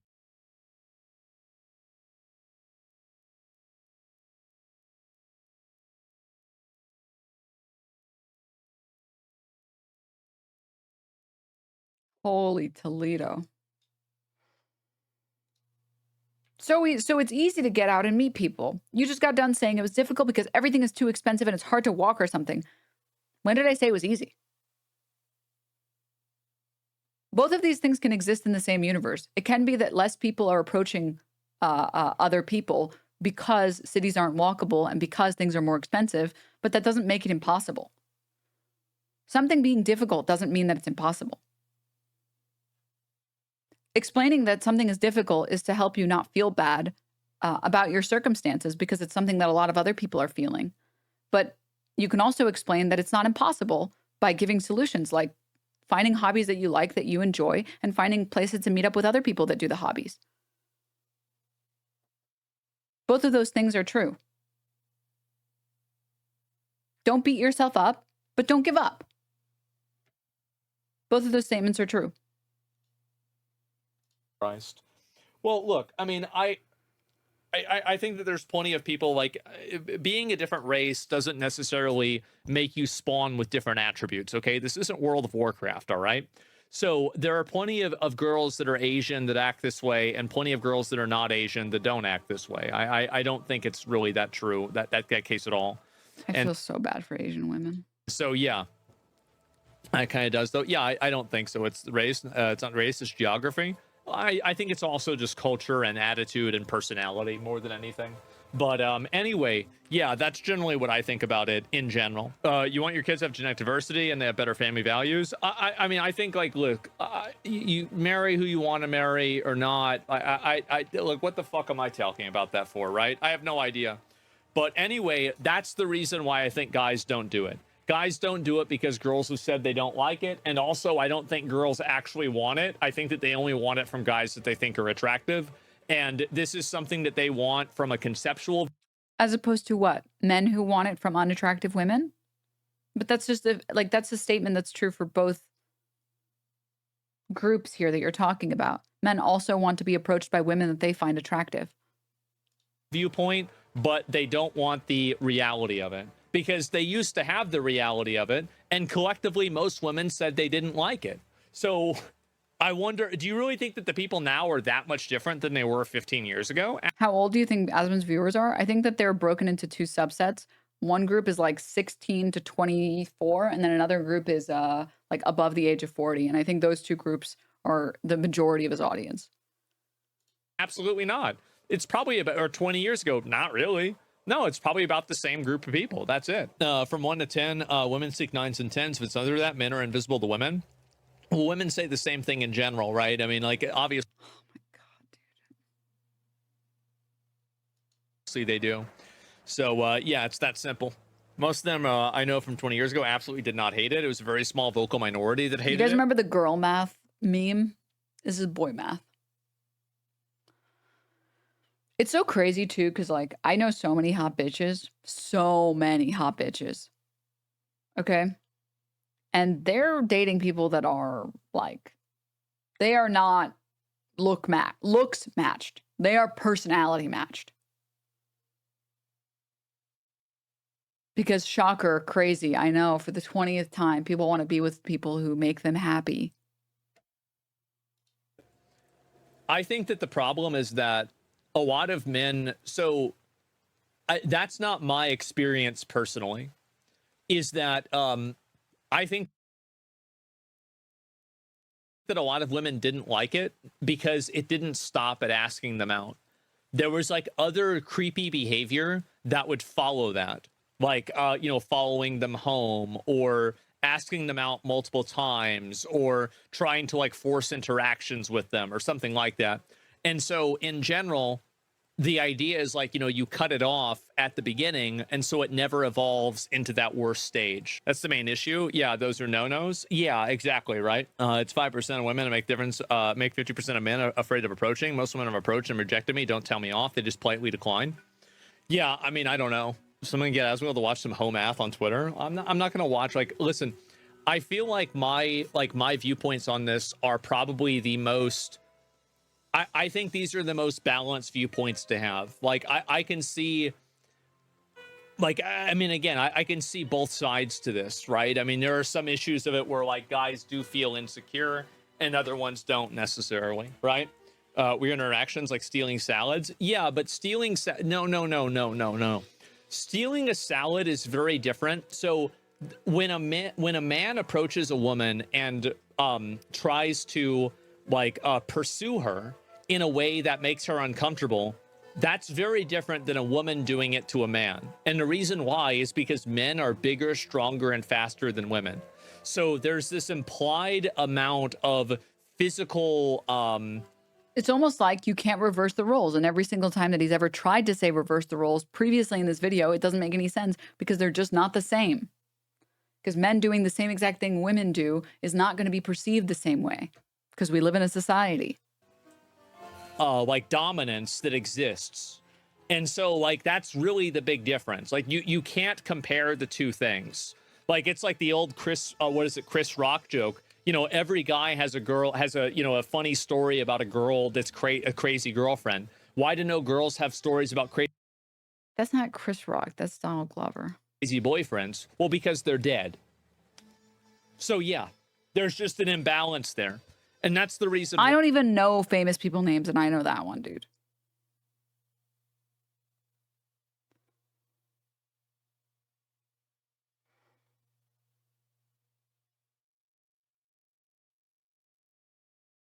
Remember the Fox News host that bragged about how he let the air out of his wife's tire so he could go out with her? Bruh. Whose ass been stronger than... Oh my God, dude. It's hard when you have autism like myself. Opening up to other people is hard and it drains me, says one chatter. I mean, yeah, but like, I don't know. I try to think of it like difficulties in games, all right? I pick the hardest difficulty in games. And sometimes you get the hardest difficulty in real life and you deal with the hand that you got dealt, right? That just means you shouldn't beat yourself up over like struggling. Using comedic bits as evidence to your viewpoint, you've lost the plot. Yeah. Good spawn, bad point allocation.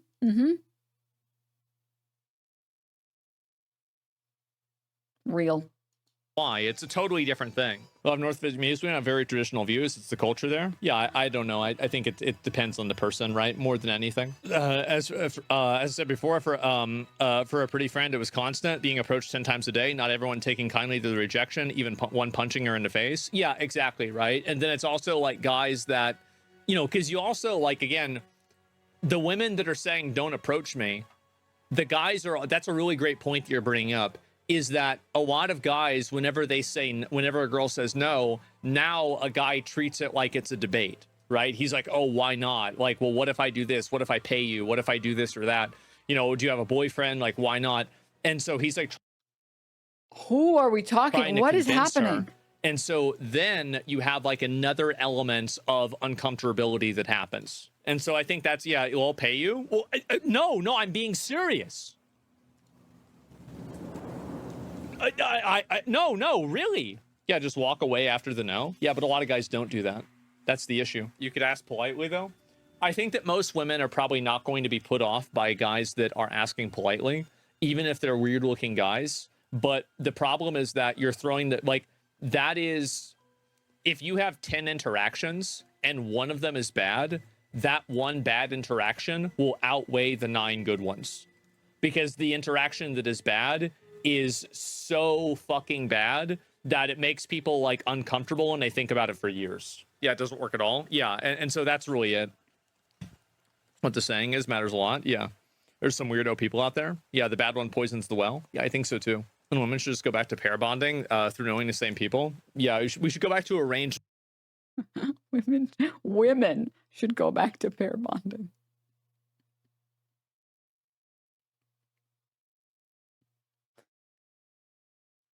Oh. Marriages. I think that'd be a good idea. Yeah, that way you don't have to worry about, like, you don't have to worry about getting a girlfriend. Like, bro, like, just, you know, your parents can just set that up. You don't have to worry about this. You don't have to think about it at all. Yeah, we'll just go back to arranged marriages. And that way, all of this, like, problem solving and thinking and everything like that, yeah, just bring those back. Everything's totally okay, all right? And honestly, not the worst. Yeah, I mean, hey, it solves some problems, doesn't it? Yeah, government assigned girlfriends. Yeah, well, that's going to be whenever JD Vance becomes president. We're gonna get that. And so yeah, government mandated girlfriends. Yeah, more time for video games. Yeah, exactly. You don't have to think about it. You don't have to worry about it. It just kind of happens on its own. I feel this way. This is how I feel.